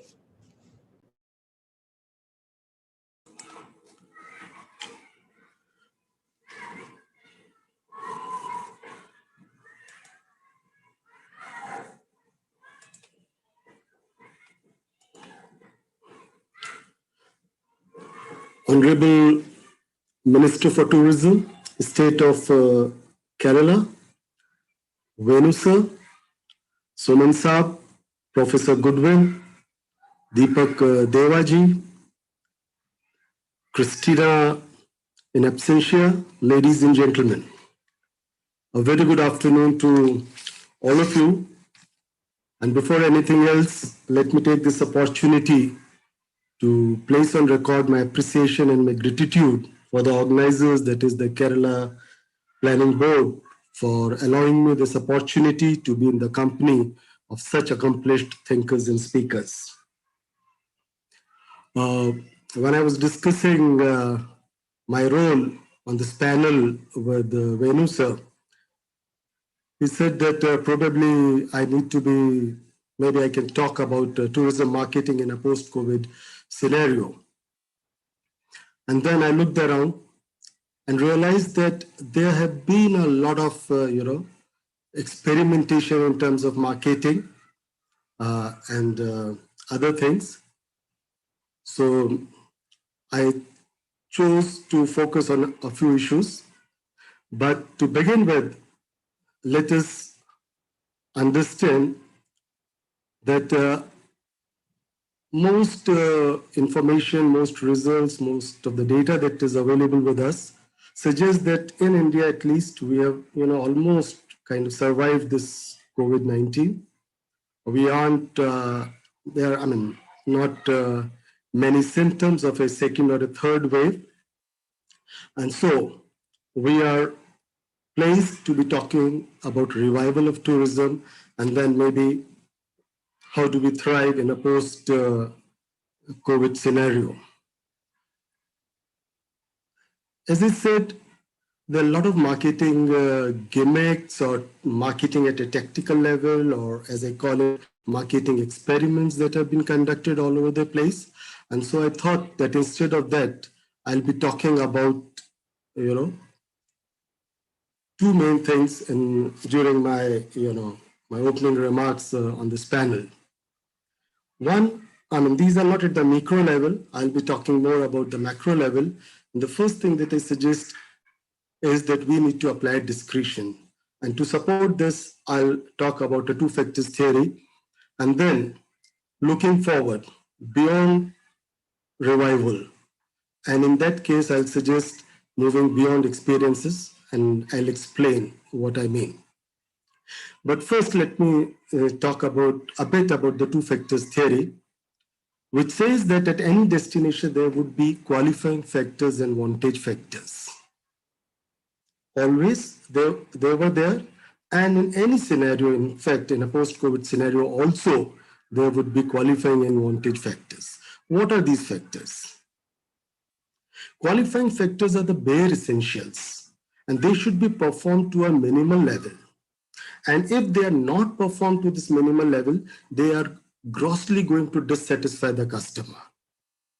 But on the flip side, if you overdo these qualifying factors, if you overwork them, they're not going to create additional value for the customer, and therefore may not result into additional, satisfaction for the customer. And therefore, the suggestion is to restrict them to a minimal threshold value. As against this, you have wantage factors. Absence of these factors will not dissatisfy your customer, but their presence would definitely going to excite the customers, because these are the differentiators. They are going to help your customers take a decision why they should be choosing destination A over destination B, or a tourism product A over the competitors' offerings. And therefore, companies in the long run, destinations in the longer run, need to be working on them to attract and to excite their customers. Now, what are these factors? when I look at a, pandemic situation or the situation that we are in, health and hygiene protocols, everyone is talking about them. They are very important, very essential. Technology and digitization, safety and security, these are all qualifying factors. They have to be there. In their absence, it's going to be, your customer is going to grow skeptical. He'll be apprehensive. And so you cannot do away with them. But what I'm suggesting is that while everyone is talking about it, there have to be some vantage factors also. There have to be certain products, certain offerings that differentiate the destination or your company's offer in the longer run with a brand and buzz. And mind this phrase, they need to offer you a competitive advantage which is sustainable in the longer run. So these are the vantage factors. Why I'm talking about these factors? Because these are the two things that I'm going to talk now. What most of the destinations are doing is having a tactical approach. To a certain extent, it is desirable that destinations and companies are rushing for health and hygiene measures. But what we need to understand is that not all measures will survive. Some won't be effective, some won't resonate with the travelers, and some will prove impossible to deliver consistently with scale. So you cannot, hope that since you are a destination which is like you created a buzz that you are very safe and very secure, is the only guarantee for you to have these customers. On the flip side, we need to understand a few things, that these additional measures are going to add to the cost. The demand is already on the downside. The estimates suggested by different researchers, different researchers, and the speakers before me say that this demand probably will come back to the pre-COVID level only somewhere in 2023 or 2024. So the demand is not there, the cost is high, and every destination or almost every company in the business is trying to make up for the losses that they've had in the previous year. So look at the kind of competition that is ahead of us. Every destination is making that extra effort, to have a pie in this business and in this market. This is a popular ad that I picked up, ad from Kerala Tourism. And this ad was about the change of air, where this family is traveling or wants to travel, and they're in fact traveling, they're heading for Kerala. The mother or the lady of the house is skeptical, and she says she's like very particular about health and hygiene thing. And then the next frame, they are in Kerala, in lush green valleys and enjoying the fresh air and other things. So that is where I picked up that what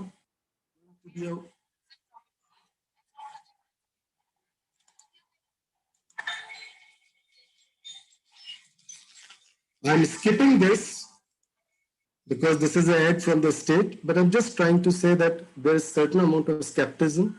And then there was this frame where the family is in Kerala and they're enjoying the nature and the wilderness here. The other thing that I wanted to talk today was to call everybody's attention towards how the markets, the modern commerce and business have grown. Look, it all started as a commodity. I mean, in most of the cases, it was commodities that were being traded. And then someone came up with this idea of branding. They said, look, my commodity or my offer is different from your commodity, or the offer that you are making or the competitors are making. They branded it, tried to create the differentiation, and that is why on the vertical axis we have these differentiators, while on the x-axis we are saying premium. So if you can create an increased differentiation, you can charge a premium. So we started, doing business in products, and then we said that no, to differentiate, we'll be offering some more facilities, some abstract elements that add value to a customer's demand or to customers what customers are expecting. And that is where we shifted the entire competition from commodities to products to services. Around 15 years back, when I started talking about tourism, when I started training people and especially tour guides, one of the catchphrases that we were using was that please understand that tourism is not about seeing and viewing places. It's about an experience. It's about a visitor's immersion into experience. And what we used to suggest tour guides was, when we used to train them, was that your job is to facilitate this immersion. How does a visitor immerse so that the business or the competition shifts from services to experiences? Services, we standardize them with those standard operating procedures. So how does the company or how does the destination differentiates itself? By creating a differentiated experience. What next? Is creating an experience the end of it?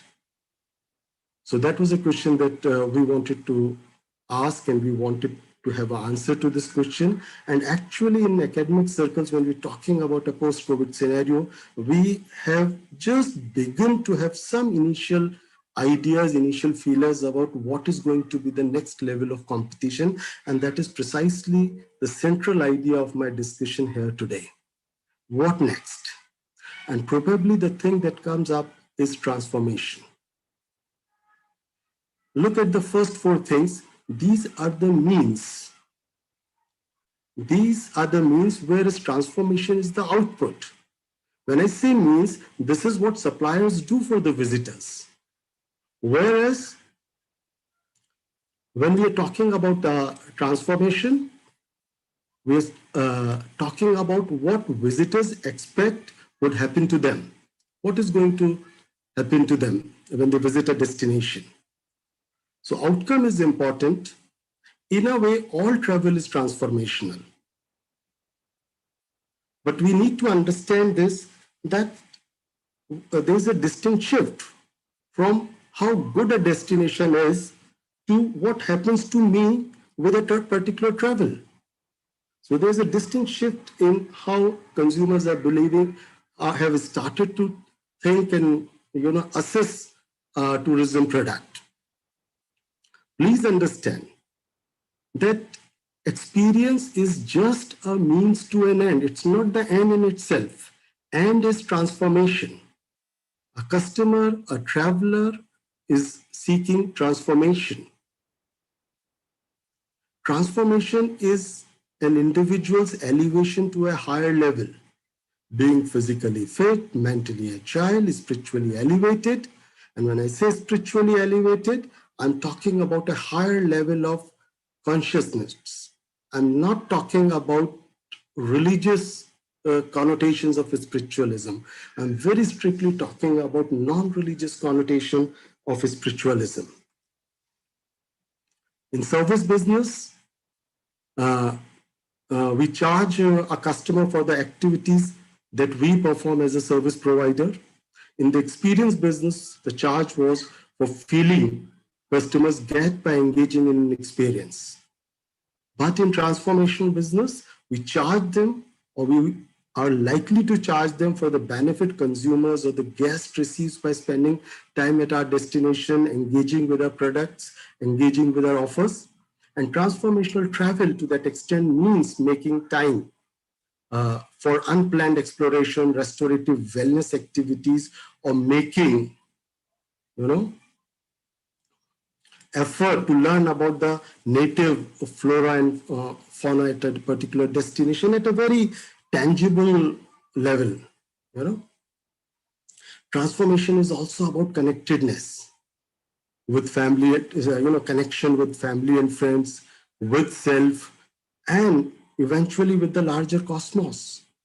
Trying to answer those philosophical questions of origin, who am I, how am I connected to the world, is where individuals grow with the higher level of consciousness. And this travel is not over once you are back home. It's more mindful and intentional travel experience that lasts much more longer than the travel itself. So you get to a place, try to involve into transformation, transform yourself, get back to your place, and remain transformed for a certain amount of time, and then this withers out, and then you look for another travel probably. And that is how, the products are going to work. To support this, I have two pieces of research to quote. One was this East Carolina University 2017 research, which talks about travel motivation of the visitors, the travelers. And look at these. They're saying we are looking for a life-changing experience. We're looking for personal growth and challenge, accomplishment and achievement, gratitude and mindfulness. Friends, this is precisely transformation. They're looking for transformation. Look at another piece of research by Skift in 2019. And their research says that more than 50%, that's around 52% of the traveler, they surveyed 2019 pre-COVID scenario. These travelers are placing increased value on the potential of transformative experience. With the pandemic, having been locked down in our places, we are all the more willing to travel. Travel to nature, travel to wilderness, travel out, because we are seeking this transformation. Probably, and this is just a guess, a guess from my end, that this percentage definitely increases by at least 10 percentage points in a post-COVID scenario, and even more. We don't have research to back this as of now. Just, one more thing that I wanted to share with you, just about one specific product. That look and think that 99.9% of the time of our existence as human beings, we have been close to nature. We had been part and parcel of nature. All this materialistic, tangible, urban life, modern way of life is less than 0.1% of the timeline. Our connect to the nature has to be natural. And there is already a lot of research in place which suggests that this disconnect with nature is one of the prime source of, our mental problems and not being well, mentally well, and feeling stressed and anxious and, depressions and all those things. 80% of people living in urban areas of UK reported that less green means reduced well-being, or at least less opportunity to recover from mental stress. Traveling to nature or countryside promotes individualistic search for meaning, harmony, and connectedness. And this is precisely what I was referring to as higher level of consciousness. Interaction with rural community creates moments of awakening. Deeper human connectivity creates soulful bonds that may have long-term transformative effects. And why I brought in this slide is that these are probably some of the products that India in general and Kerala in particular can focus on, can think of, promoting, because I'm not looking at, there are others who are more responsible, who are doing the firefighting job, but I am also looking, and I want the leaders, the state leadership, the tourism leadership at the national level, the business leadership, some of us at least should be looking at what happens in 2024, 2025, 2026. What kind of products do we have then, so that, when the competition comes back, it matures, how are we going to differentiate our offerings from those of the competitors? What is that probably the consumers, the travel consumers are going to ask for in 2024, 25 and beyond? So my suggestion, to sum up what I wanted to say with my opening remark, is that don't just look for immediate redemption. I'm not saying that's not important, but we need to understand that there's going to be a new world beyond COVID, a new normal. Don't just look for survival and revival, but have an eye on post-revival also. And the second thing that I wanted to say is that focus on outcomes and not just the supply of products and experiences. Transformation will be the key. Make a conscious effort for facilitating transformations. And I'll just pick up from what Suman Sab said, that RT, for example, I mean, Christina also spoke about being responsible. It's not only a question of, moral positioning. It's again a question of a higher level of consciousness among the internal customers at a particular destination. Say, for example, in our case, Kerala. It has to be part of our psyche. It's not a question of a framework, just a framework being in place, or a set of rules, a set of conditions that are imposed artificially over the entire system. It has to be a part of a higher level of consciousness. So probably, and as I'll just repeat I'll second what Suman Sahab also said, that maybe in a post-2025 scenario, we can look at non-religious spiritualism derived from rurality, wilderness, products like yoga, meditation, etc. So probably they are going to be the products to watch. Thank you. Thank you very much.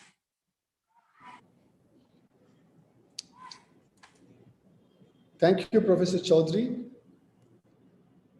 That was a philosophical journey as well. Your presentation actually underlined many of the points made earlier by Mr. Birla and also by Christina. But you took it into a plane that resonates on a separate plane. You made a very strong philosophical point for moving into transformational travel. Running short of time, so I had several responses to that, but I'll now move on to introduce our next speaker, who is not unfamiliar to the audience here. It gives me great pleasure to request Dr. Harold Goodwin to take the stage now. Dr. Goodwin and I go back some years. So we met many years ago, and I had the honor of inviting him in 2008, where Dr. Goodwin and I co-chaired the International Conference on Responsible Tourism, which in many ways kickstarted the entire initiative.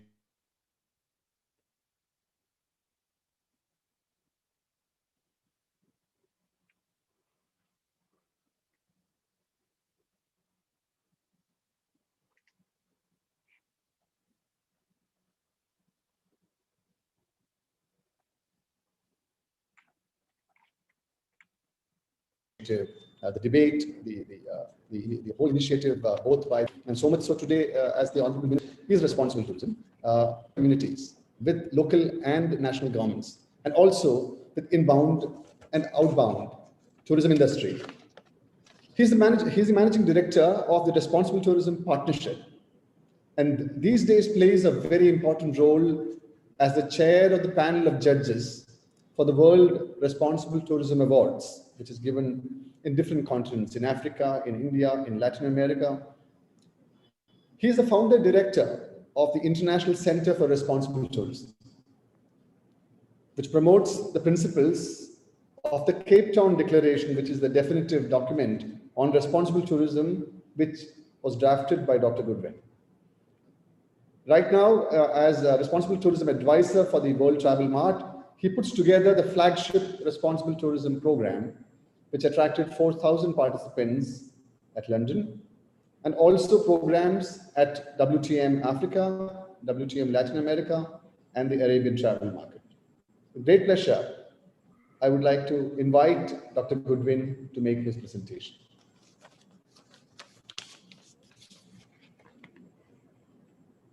Can I just check that everyone can see my presentation?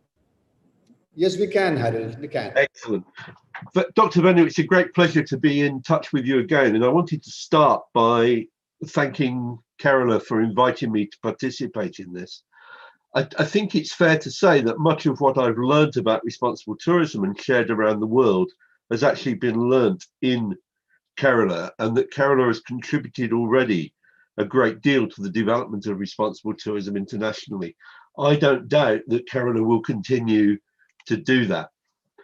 What I wanted to do is to start by pointing out the critical difference between the idea of sustainability and the idea of sustainable tourism. The problem with sustainability is that it's imprecise. It's an aspiration, it's vague, can't be defined very easily, and very often it's just used as a kind of greenwashing.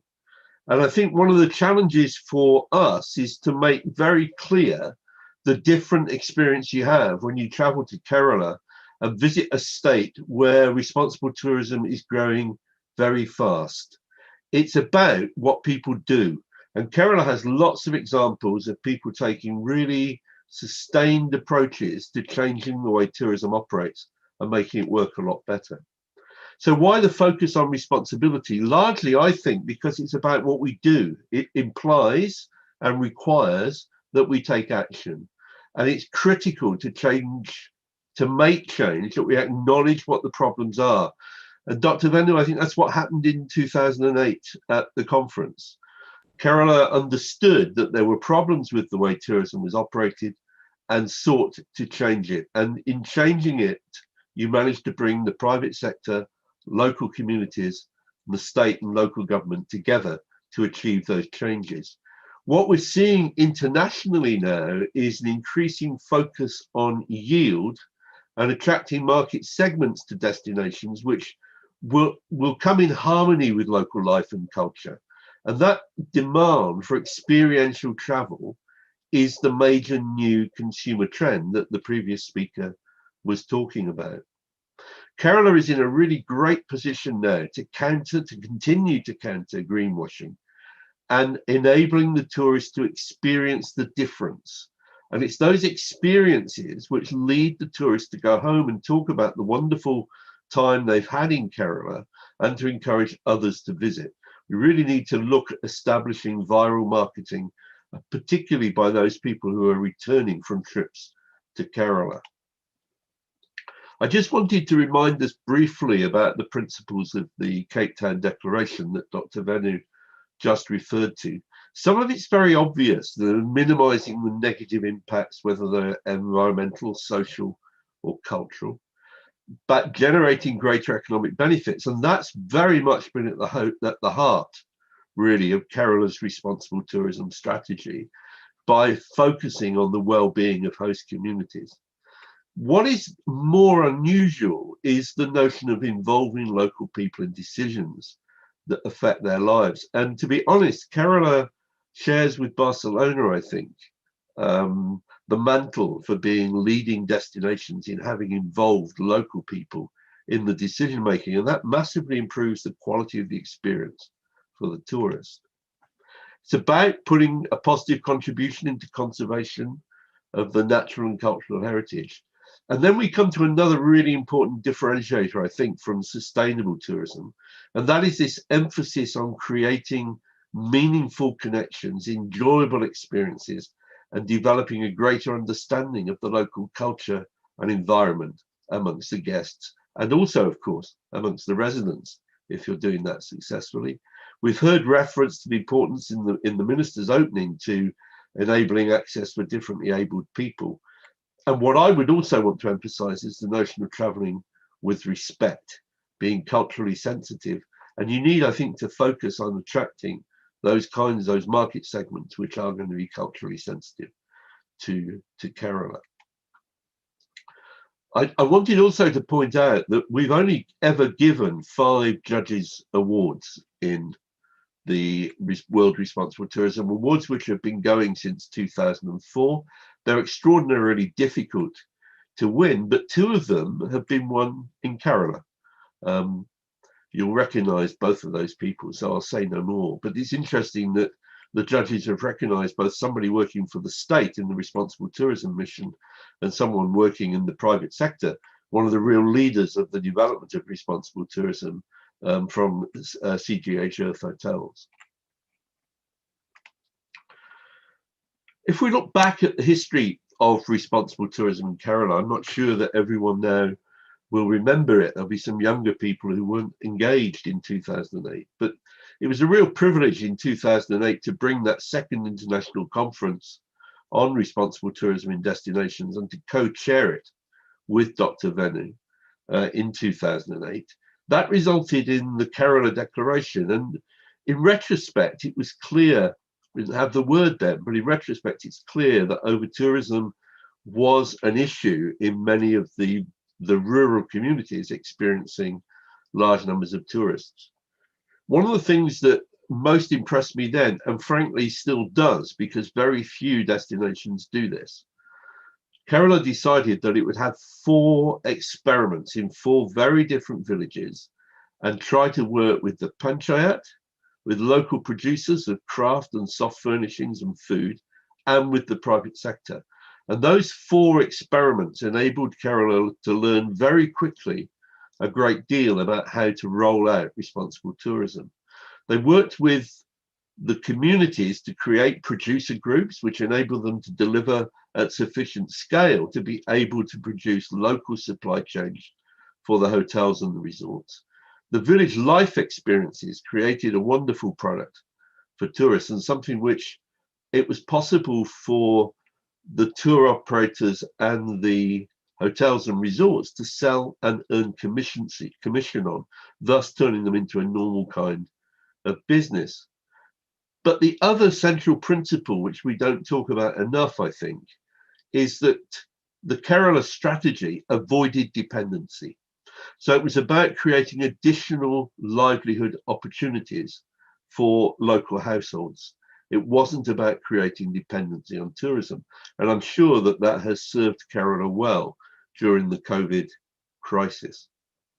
In 2015, the minister challenged us to actually demonstrate that there was a real positive impact from responsible tourism on local communities.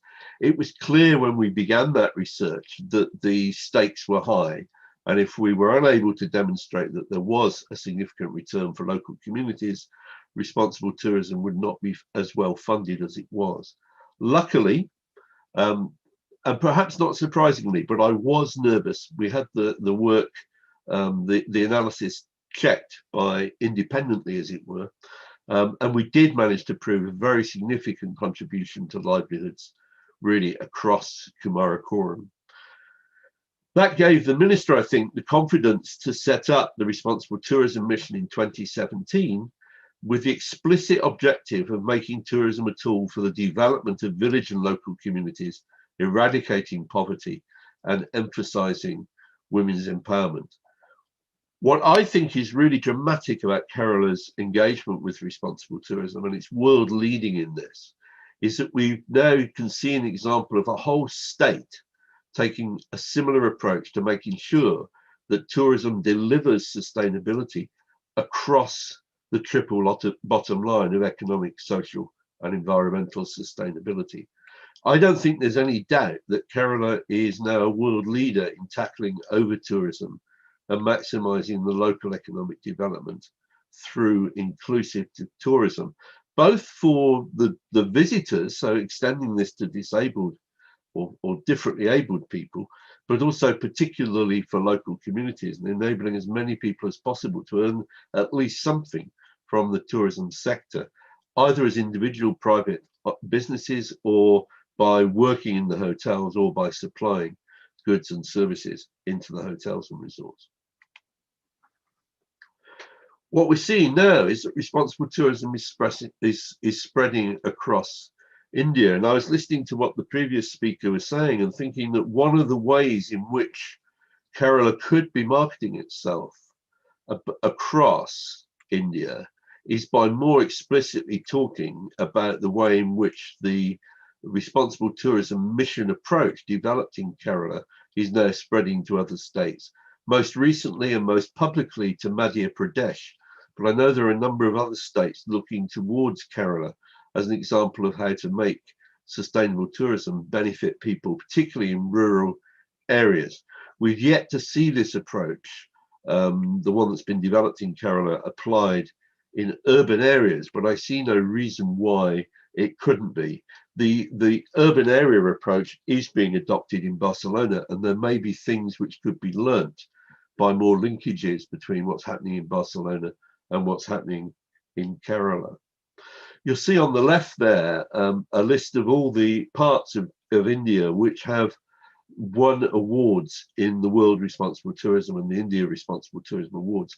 It's a growing and very strong list now of places which are doing remarkable things in responsible tourism. It's also the case that responsible tourism is in the draft new National Tourism Strategy, and I'll be very surprised if it isn't in the final version. We had a really powerful session at WTM London this year, in which Rani George from Kerala Tourism participated. But you'll see there, it's interesting, it was almost an all-female panel. And we had somebody from the government of Maharashtra, as well as Sonia Meena from the Madhya Pradesh Tourism Board. What is very striking is the way in which responsible tourism has moved to the center, really, of tourism management at the destination level in India. And I think that will continue to grow. It's well worth looking out for that video on the WTM website. So what I'd like to say, and I'm deliberately, Dr. Venu, going a little quicker because I realize that time is at a premium this morning. Kerala is currently the world leader in responsible tourism. I have no doubt about that in terms of a destination which has made remarkable progress. It has some of the world leading businesses, but it's really at the destination that it stands out as being so different. So I wanted just to talk about what's going to happen over the next period, the next 2 years. If we look back, then in 2002, we had the first international conference on responsible tourism destinations, and Kerala ran the second one in 2008. It took 6 years to go from the first conference to the second. By 2018, we were into the 14th. As these conferences have happened around the world. What's happening now is that there's a draft platform for responsible tourism being put together, focused on solutions. And we'll be taking that through all 4 shows of WTM this year: the Arabian Travel Market, WTM Latin America, the Arabian Travel Market, and of course, November at WTM London. At the beginning of 2022, we shall formally launch that platform, and it will go from draft to being published. And in November 2022, we will have a major celebration of the achievements of responsible tourism, but we shall not be too self-congratulatory about that. We want to look at where the failures have been, as well as the successes. What is interesting, of course, for Kerala is that you will be there amongst the major successes. Don't think there's any doubt about that. Kerala is different from most other destinations, and I think this is an opportunity really to draw to the attention of the international tourism industry, to the trade newspapers, and also to the consumer media that follows WTM about how significant the changes are in Kerala and how much you can have a superior experience by traveling to Kerala and engaging with local communities in an equal and respectful way, which is what people increasingly want as part of this trend towards experiential and transformative tourism, as the previous speaker was talking about. I had a quick look on the internet whilst the previous speaker was talking and found this quite interesting. It was published only just over a year ago, but the notion of Kerala at the crossroads of the world through its history is something which I think you should explore. It's one of the benefits of being a coastal community, that it is worth looking at the way in which you can use that that position as positioning yourself as somewhere which is at the crossroads, and I would argue at the future of the world as well, with the commitment to sustainability across Kerala. That's really pretty much all that I wanted to say, Dr. Venu. As I say, I've speeded up to allow more time for questions. You can find there the links to the Responsible Tourism work which is available. There's an ICRT India network now, and an awful lot of material is available on the Responsible Tourism Partnership website. I wanted to close by saying that Kerala and Barcelona are arguably the two leading places for responsible tourism. And one of the reasons for that is that they both have strong local government systems with administrative and democratic strength. And I think that's a big part of why responsible tourism has been so successful, Dr. Venu, in Kerala, and it's continued under successive directors of tourism. And I think it's a remarkable achievement to see what has been achieved by consistency of policy in Kerala in its approach to responsible tourism, and it's left Kerala positioned extremely well for the future. In a very much changed world, I am not one of those that thinks that there will be a return to business as usual post-COVID. I think the post-COVID world is going to be a different world, and we're going to have to learn to live with COVID. And the experience of COVID has changed people's perceptions, as we've seen in some of the presentations this morning. Thank you for listening. Thank you, Harold.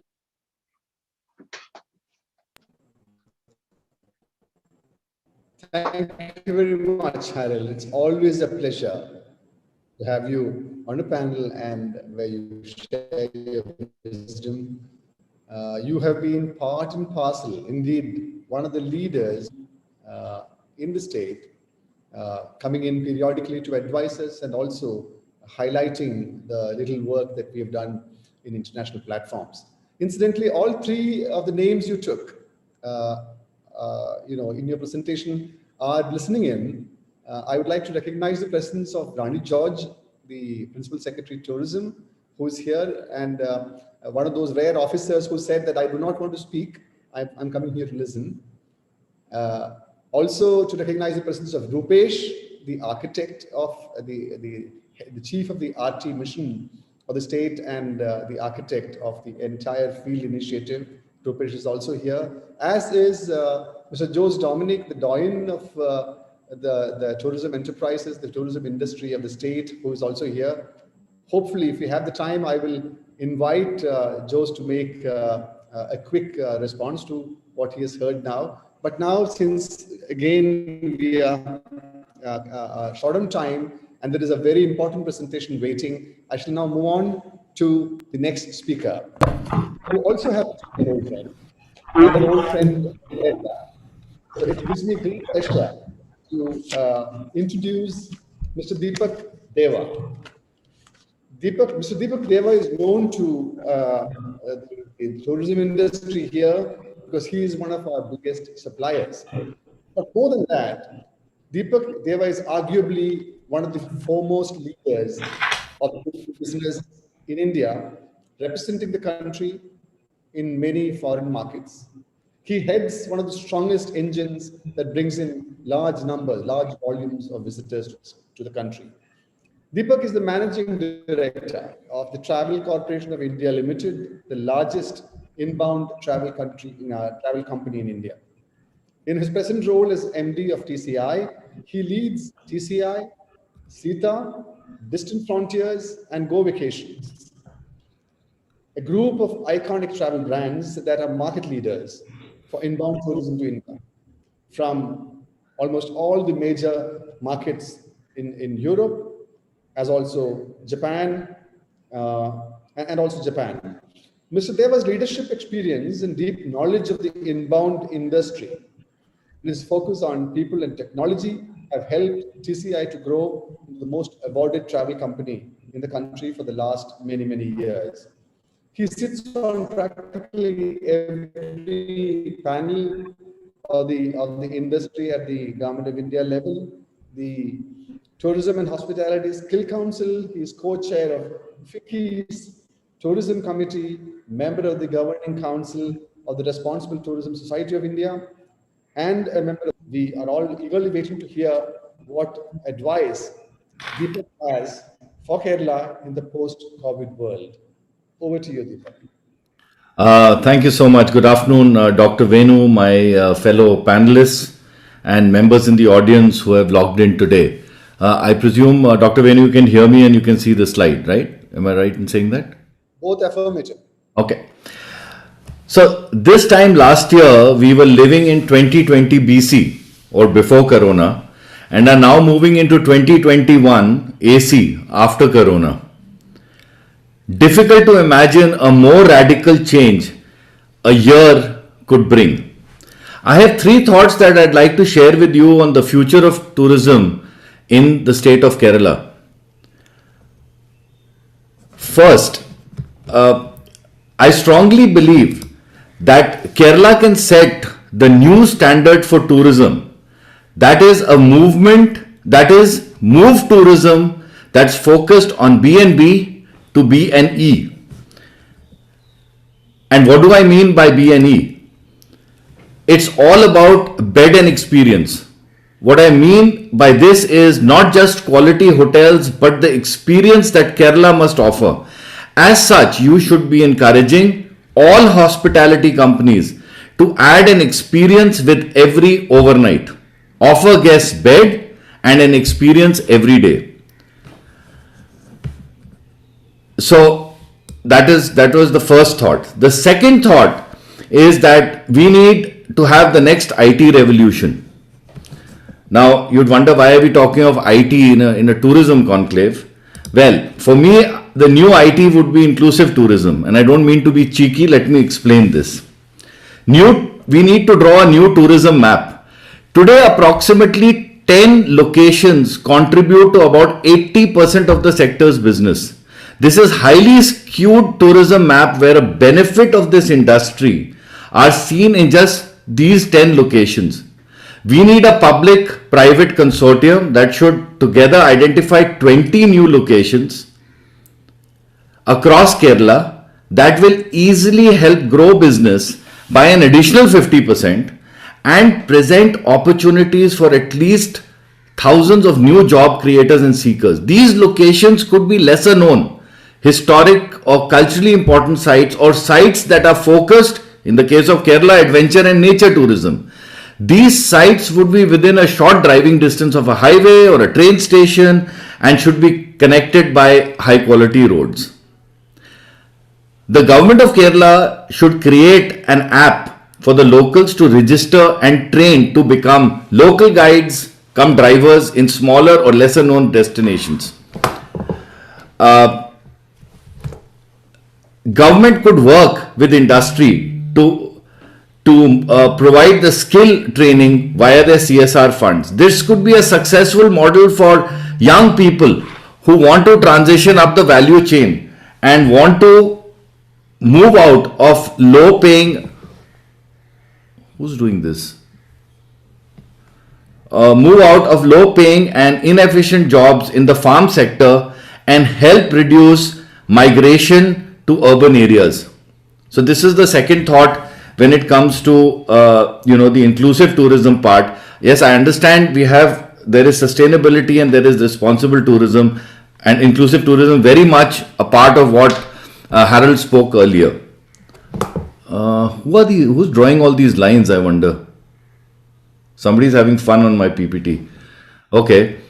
Can they just please disable everybody else, please? Control room, please. The other part is that I think there is the district commissioners. The government has a role to play here. I personally feel that there are 14 districts in Kerala. You need to create 14 new tourism destinations. Every district commissioner should identify, go out, check, see, find and create 14 new tourist destinations. And this would be very, very helpful. I now move on with COVID. COVID has been such, and I'm not going to discuss the disease, but I'm just going to talk about it in relation to our industry. COVID has been such a life-threatening experience for people across the world that it gives a whole new meaning to the idea of bucket lists. While in the past we often made lists and spoke about 1,000 places to go before I die, the last year has added a surreal seriousness to this idea. People are emerging from a year where death has seemed to be real and very close. We need to leverage this emotion. Our customers have understood life is uncertain. They need to be told that they shouldn't wait for that perfect moment to go on a holiday of a lifetime. They need to come to Kerala now. Lock in the customers who are raring to go on a holiday after being locked in for almost a year. Increase the share of pocket by extending their stay in Kerala. And let's speak a little bit about this. Kerala as a honeymoon destination. And there have been many people who have got married around the world but not left their country for their honeymoon. Kerala should capture this segment, and it's an ideal destination for honeymoons. I can talk from my own experience as I traveled to Kerala for my honeymoon in the late 90s, and guess what? I'm still married. We'll move on now and to the other idea that I thought we could work on. This will be great for the image of Kerala. You have the Biennale and it's been such a success. Why can't Fort Cochin be the jazz capital of India and become a part of the international jazz circuit? Right? I'll move on. Why isn't there a coastal train which goes from Trivandrum up to the north? Think of a tourist staying in Trivandrum for 2 weeks, hops onto a train, comes on to Cochin, spends the day and goes back in the evening. People move on to the north, stay a night in the north. We all know the north hasn't been attracting the number of tourists that Kerala would have liked to. Mobility by a good coastal tourist train with interesting things happening would be an ideal place to go to. The next thought that I had is about food and wine. I believe Kerala has the best food in the country. The Syrian Christian kitchen to the Mopla cuisine. Add to this some of the best chefs of the continent, and you can bring the best food to Kerala and make it a destination where people will travel to enjoy cuisine. Bilbao in Spain, Lyon in France, Melbourne in Australia are all great food spots and attract tourists for food and wine in addition to visiting the city. And as we can't grow wine, maybe we could import wine from all over and combine it with the amazing food. This will be a good reason for people to come and stay a week. It's a lifestyle destination. We could even have a Michelin star boat restaurant on the backwaters. Environmentally friendly, sustainable, do everything right.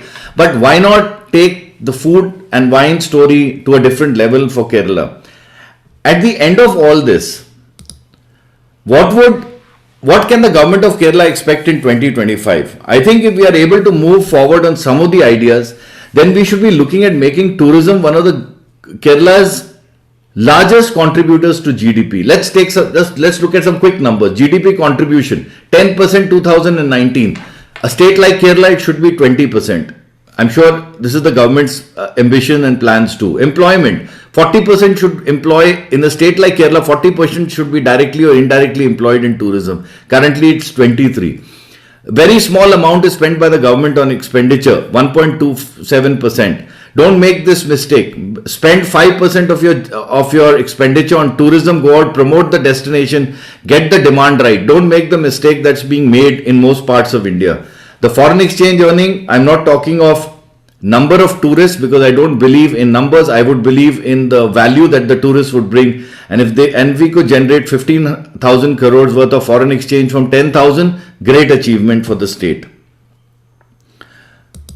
So I say, ladies and gentlemen, Kerala is truly heaven on earth, and bright minds like Amitabh Kant, Dr. Venu and Suman Billa have brought it so far, the state so far in tourism. It's now time to shift gears and take Kerala to the next level. I hope that some of my thoughts will contribute to the road ahead. And yes, there is more to Kerala than Ayurveda. Thank you very much, Dr. Venu. I hand it back to you with a few extra minutes. Thank you, Deepak. I think the length of your presentation is not as important as the points you're making. Thank you. I think a lot of us understand the importance of what you're saying. Expand the destination, expand the activities, deepen engagements that are possible in Kerala, and you will bring us more business. I think there is great synergy to be explored between big DMC companies and suppliers and the destination, the accommodation and tour industry in Kerala. I think we should have more engagements and more interaction, I think, on the ground, where we can learn from you and you can understand the new areas which are possible. We have been talking about the North Kerala for a long time. I know that 20 years ago, I produced the first campaign for Malabar. Why is it not working? We need to sit down and think about it. And I think entrepreneurs, people who invested in properties need to be guided, that these are the reasons why we can't sell your property. These are the reasons why people are not purchasing these products. So I think there's a lot of areas where you can guide the tourism industry. I'm sure that I did not mention this earlier, but Mr. Balakiran, the Director of Tourism, is also here listening in. And I think this big takeaway from your presentation is that there are a lot of possibilities. We must be aggressive and ambitious, and hopefully people like you will continue to guide us. So thank you for giving me those extra minutes. I'm still short of time. I'm actually 15 minutes behind my schedule given to me. But it's time for discussion. And I'd like to start by inviting Jose Dominic to respond to the presentation that's been held. I would like to also say that I want 3 or 4 presenters to come, on video and be seen and heard. But kindly make your interventions short because we have other people coming behind you. Mr. Jose Dominic, control room, can you please enable the video of Mr. Jose Dominic, please? Thank you.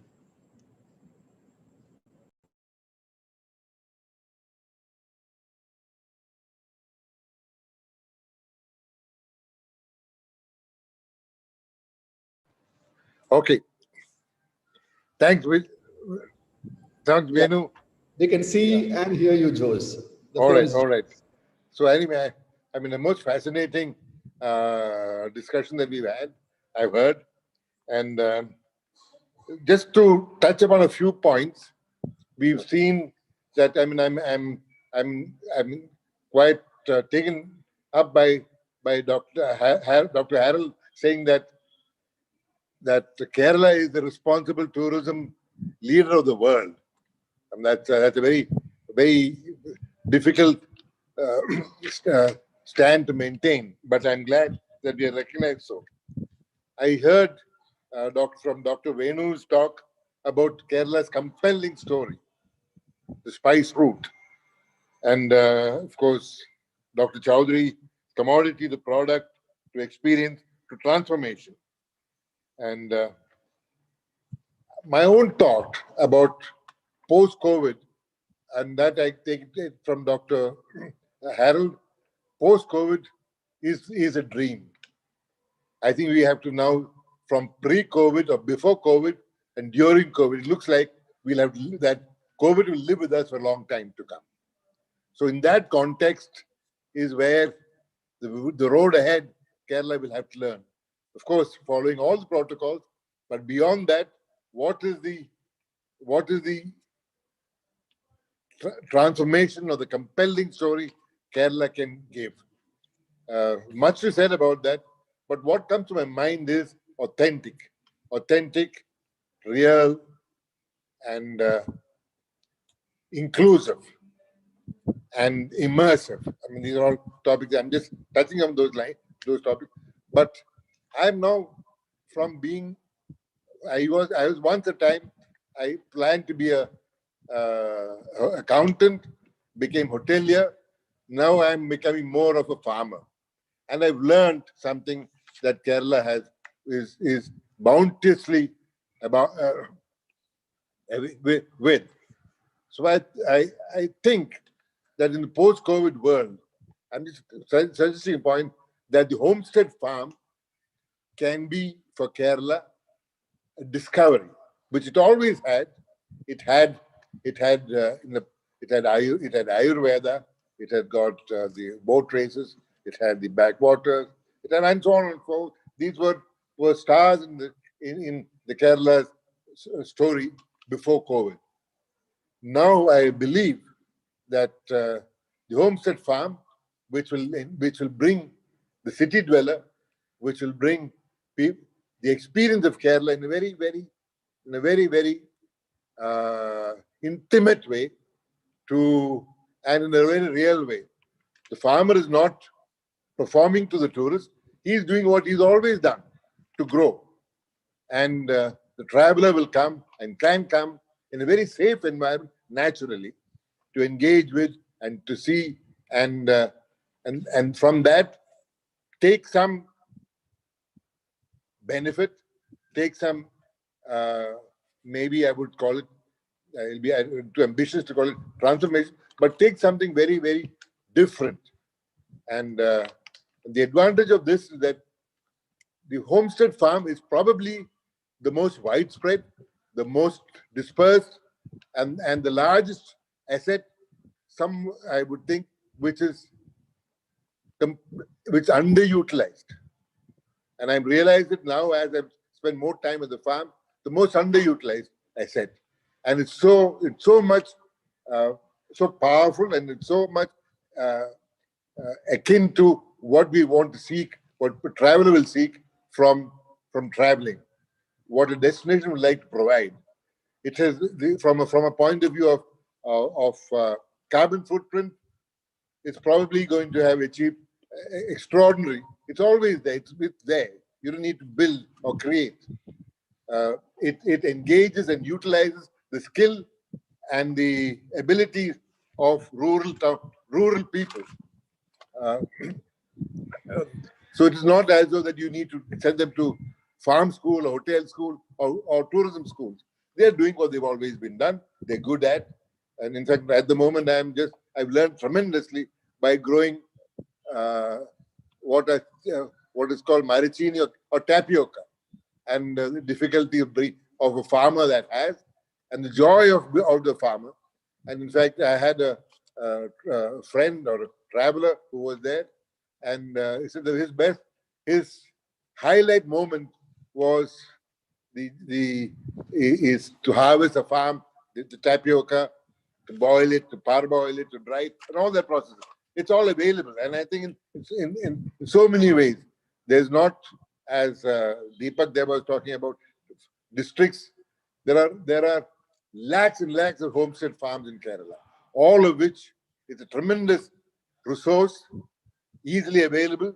It just needs to be provided in a very authentic way, which I'm sure that the Kerala model.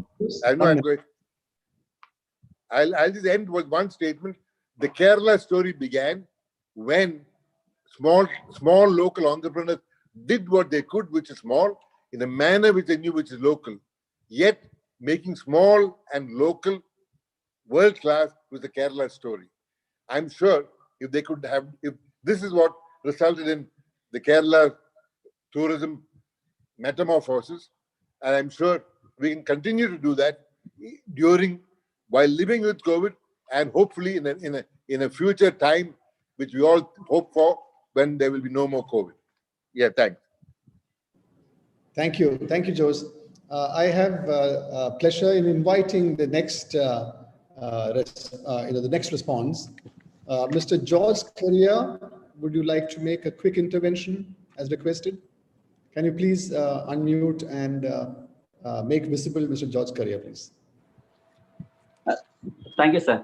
So my point is, without immediate survival, there is no revival, whether it is post-COVID or pre-COVID or whatever it is.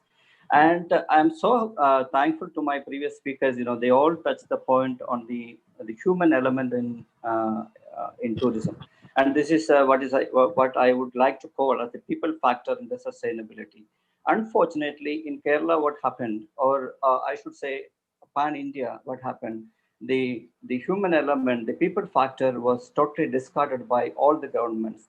And now, without containing this crisis, how far we can go ahead? Because we know that the Indian hospitality was known for our kind of good professionals, with expertise and good hospitality and good courteousness and all. But unfortunately, majority of those people have left the industry, and both our state and central governments, they do not have even a data how many jobs have been lost, how many people have been leaving tourism. And also, I should say, when we are talking about people factor, even the stakeholders are a part of the people factor in hospitality, in tourism.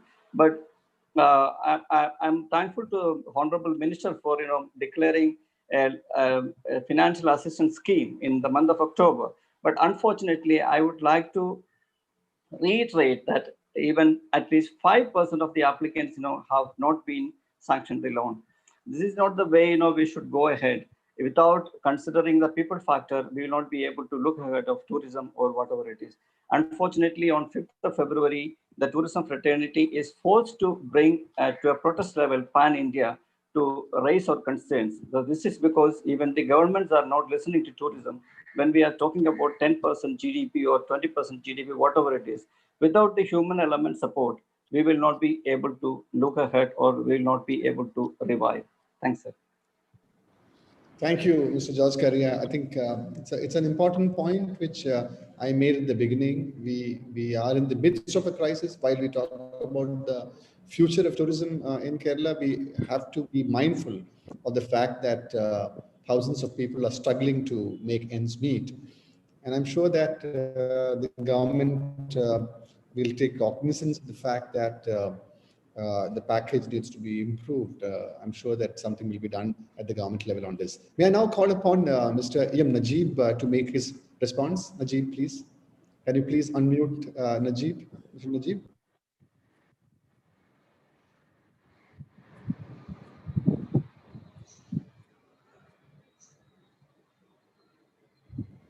Mr. E.M. Najib, please.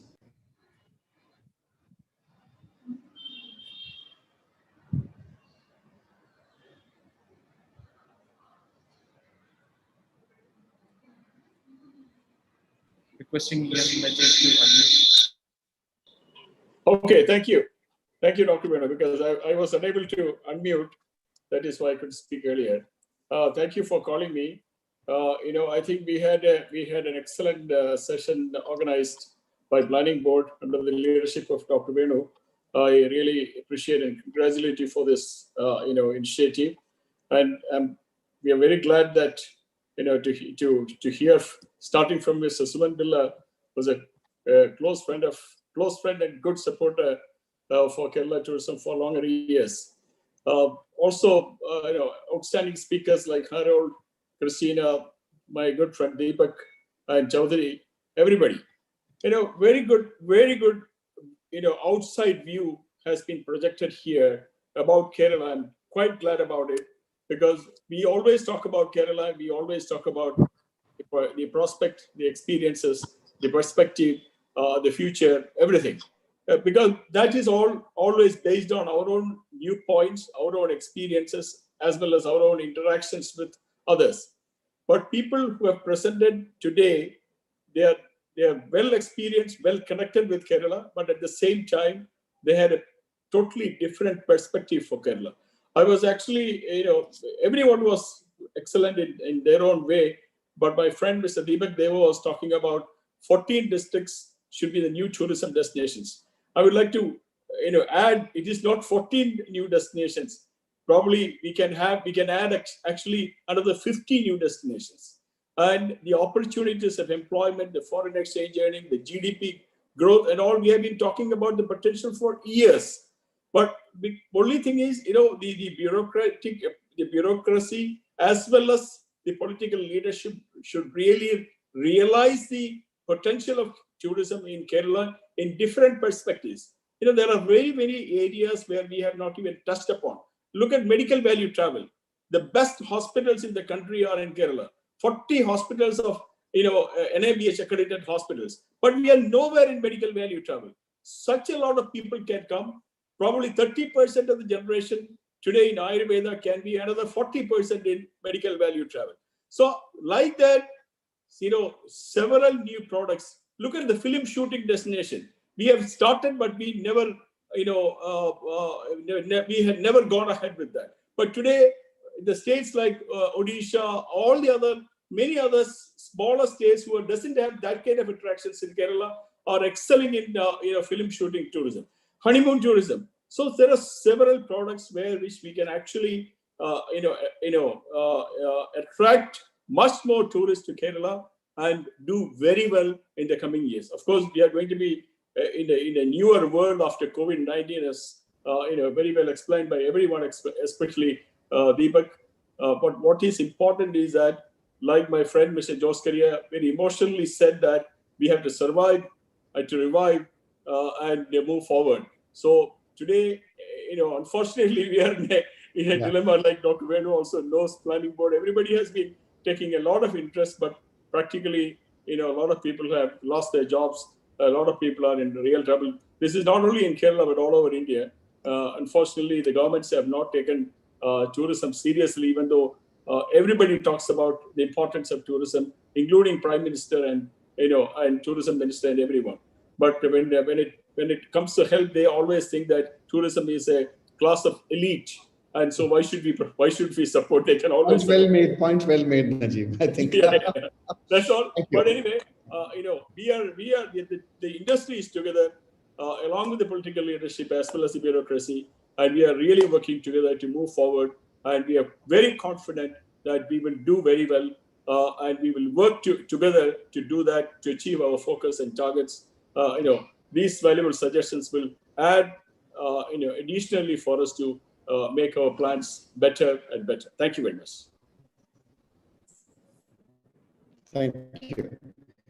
Thank you, Najib. Thank you very much, Najib. Since we don't have too much of time, and I have already the last responder today, Pradeep Murthy, please. Pradeep, you have requested for time, so can you make your intervention very quick? Please unmute Pradeep Murthy, please.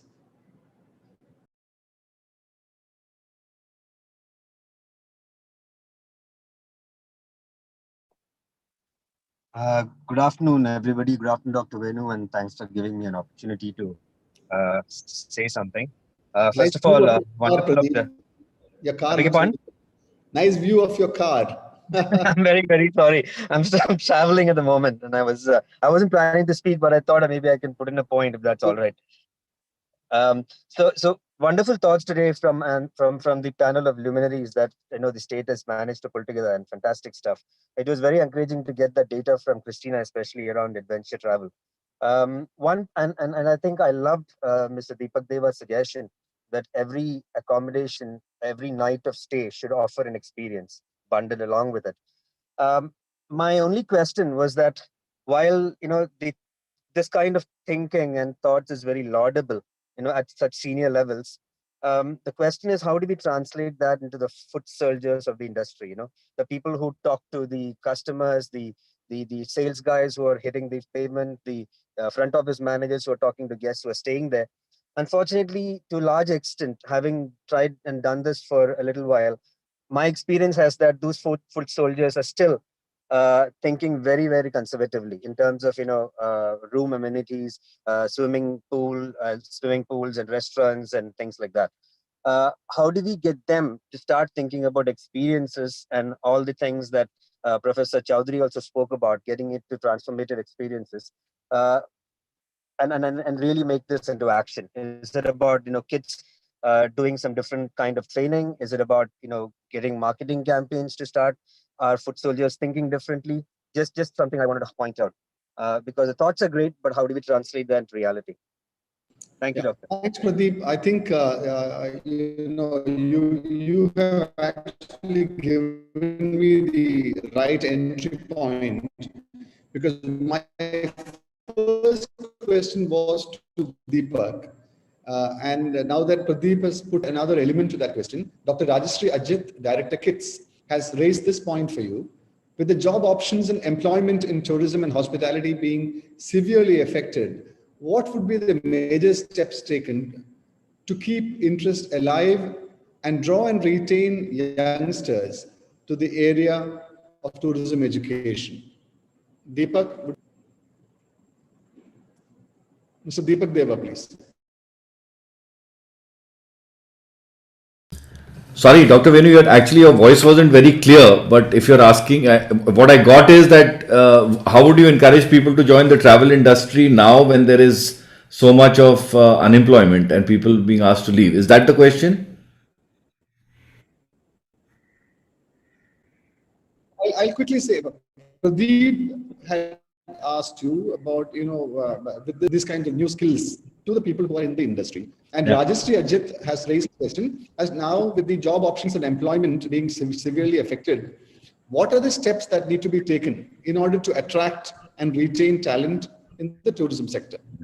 So, Dr. Venu, we have to be very honest with each other. This is not an industry over the next 24 months that is going to be the first preference for people to join and start working. Secondly, I think there isn't going to be so many posts available because demand is going to be slashed by 60 to 70% this year, maybe 50% next year, and like Suman said, in 23 we'll come back to normal.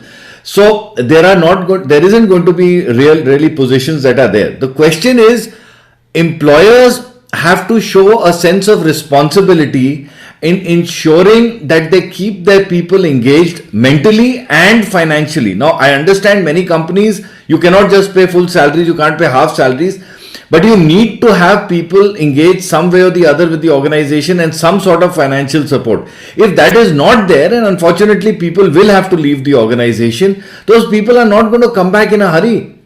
Unfortunately, the social side of this is that their skill sets are not good enough for them to come back into to go to any other industry. So we have a major problem coming up in the next 12 to 24 months, and this is where government intervention is important. And I'm sorry to say, but at a national level, we have not thought of this problem, and we are not thinking of it in the tourism and hospitality piece at least. We have just been left for the industry to handle. So to answer your question, very difficult for people to get jobs in this industry for the next 12 to 24 months. Employers are going to be very careful. Listen, we have recasted every job. Everybody is going to do 1.5 jobs in the future. Organizations have been right sized, if you want to call it that, and that is how it's going to go. So yes, it's going to be difficult, and it's going to be very tough for the next 24 months. Plain speaking, Deepak, but much needed. I think the industry, we all need to understand that jobs will continue to be shaved off, that influx and recruitment will not happen overnight. So we are in for a tough time, and Rajastri may like to take that, important point that Deepak is making. There is a question for Mr. Billa. Suman, this is a question which is a little dicey. How do you react to or internationally? Can you advise us whether sub-national governments, which is, did anyone hear what I said? Okay, can you hear me now? I'm told that my voice is not clear. Yeah. Right, sorry. Yeah, so Suman, the question was that, considering priorities for national governments, national tourism boards, and sub-national boards like Kerala, for instance, or in other contexts, how do you think that these governments, need to market themselves? Do you think that they have to market themselves separate from the overall national branding, or do you think that the overall overarching brand will take over? The reason why this has been asked is because, as mentioned, hygiene and safety, when it becomes core issues, naturally, a large country like India with huge numbers and all that may be intimidating to visitors. However, a state like Kerala may be able to offer itself to an international market, post-vaccination phase better. Do you think that there is a possibility, or do you think that the national branding will be the overwhelming one? No, I think it's always good to have the national brand to tag along, but I think the dynamic is changing considerably. One of the things that I had said was that when you attack markets to get people from there, it's going to be hyper local, hyper targeted, hyper aggressive. But the same will also hold from the supply side. It's no longer going to be one large thing going out and saying, because you're going to be targeting very specific people, you will need to also offer very specific products. It's not going to be something like India offers everything, why don't you come? We will need to drill it down and say, for your health and wellness, Ayurveda or something. So I think you will have that working out both ways. It's always good to have the national brand, but I think the product offering is always better to be well defined, especially now. Thank you, Suman. Another question to you, which has been raised by Jose Dominic, is very direct. Examples of destinations that Kerala can learn from. So we already heard Harold talk about Barcelona, next door to Madrid. But do you think there are other destinations that we can take as role? I think there are a lot of destinations we can learn from, but if you're looking at it from a COVID perspective, I'm afraid there are not many, because I think all of those who took the risk and moved ahead in the late summer last year are actually licking their wounds because it did not go as well as it was.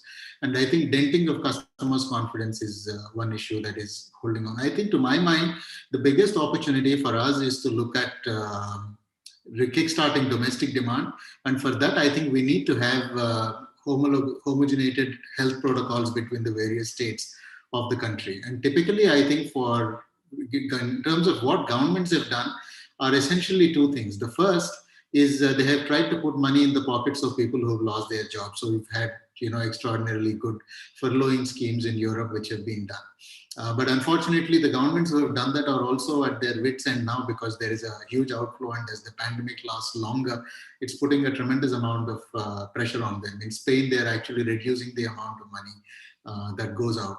So that is one. And I don't think in India we have so many more competing things like unorganized labor, etc. For it to actually flow out to tourism is going to take some time. The other important thing that people have done is availability of credit, and governments giving some sort of guarantee for the credit that has been done. I think to some extent within the framework of MSME, the government has done that in India too.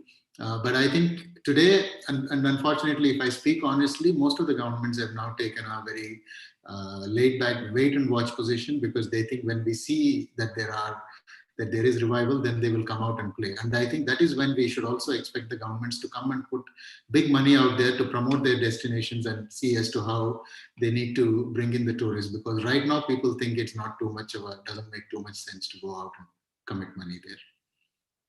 Yeah, thank you. This can go on, I know, but unfortunately, I have a deadline. The tech guys have given me deadlines so I don't ask for a 10-minute extension because there were tech glitches, but I'm running out of that extension time as well. But I think before we close, all of us, I think the overall sentiment that's been expressed is that we need to look beyond the crisis that is on us. And I think beyond that, there is a crisis. We have to accept that. Deepak, George, there are a lot of people have actually brought out the stark reality of that. But beyond that, I think this is the time to reflect and build and think about better and more innovative way to market our destination. I think there is a lot of positives to take away from here. We are on a strong wicket, because look at the customer preferences. Look at how people are viewing themselves as visitors. Seeking what kind of experiences. I think there are a lot of things going for Kerala. So is everybody else. It's not tourism alone. Hundreds, thousands of people have lost their livelihoods. They're all fighting to survive.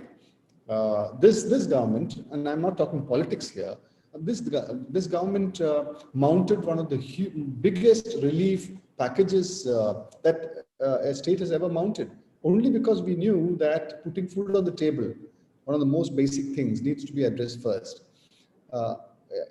Admittedly, perhaps the package which has been declared may not have had the desired effect, but the intention of the government is there, that we have to work with the industry. So I think with these positive sentiments, I must now reluctantly draw this session to a close. We've had extremely thought-provoking, stimulating presentations from all the eminent speakers. I think we've all been enriched by what we heard in the last two hours. I know that each one of you can command an audience for the next 2 hours or so, but unfortunately, I have to now ring the bell. My thanks to Mr. Suman Billa from UNWTO for having graced this conference and made this presentation. Thanks to Deepak Deva, old friend and very strong opinions who've done a lot of plain speaking here. Thank you very much to Harold, Dr. Goodwin, friend of Kerala and the doyen of responsible tourism. Thank you very much to Professor Chaudhary, who also has made an extremely thought-provoking statement here about transformational travel, and also in absentia to Ms. Christina Beckman, who came out with statistics that underline the importance of experiential travel. My thanks to all those people who have joined in, made their interventions, and also listened in. Thank you to the tourism department officials, starting from Rani George, Balakiran, and Rupesh, all the others who are gathered here. To the industry also, I hope to see you very soon. Thank you very much indeed. Thank you.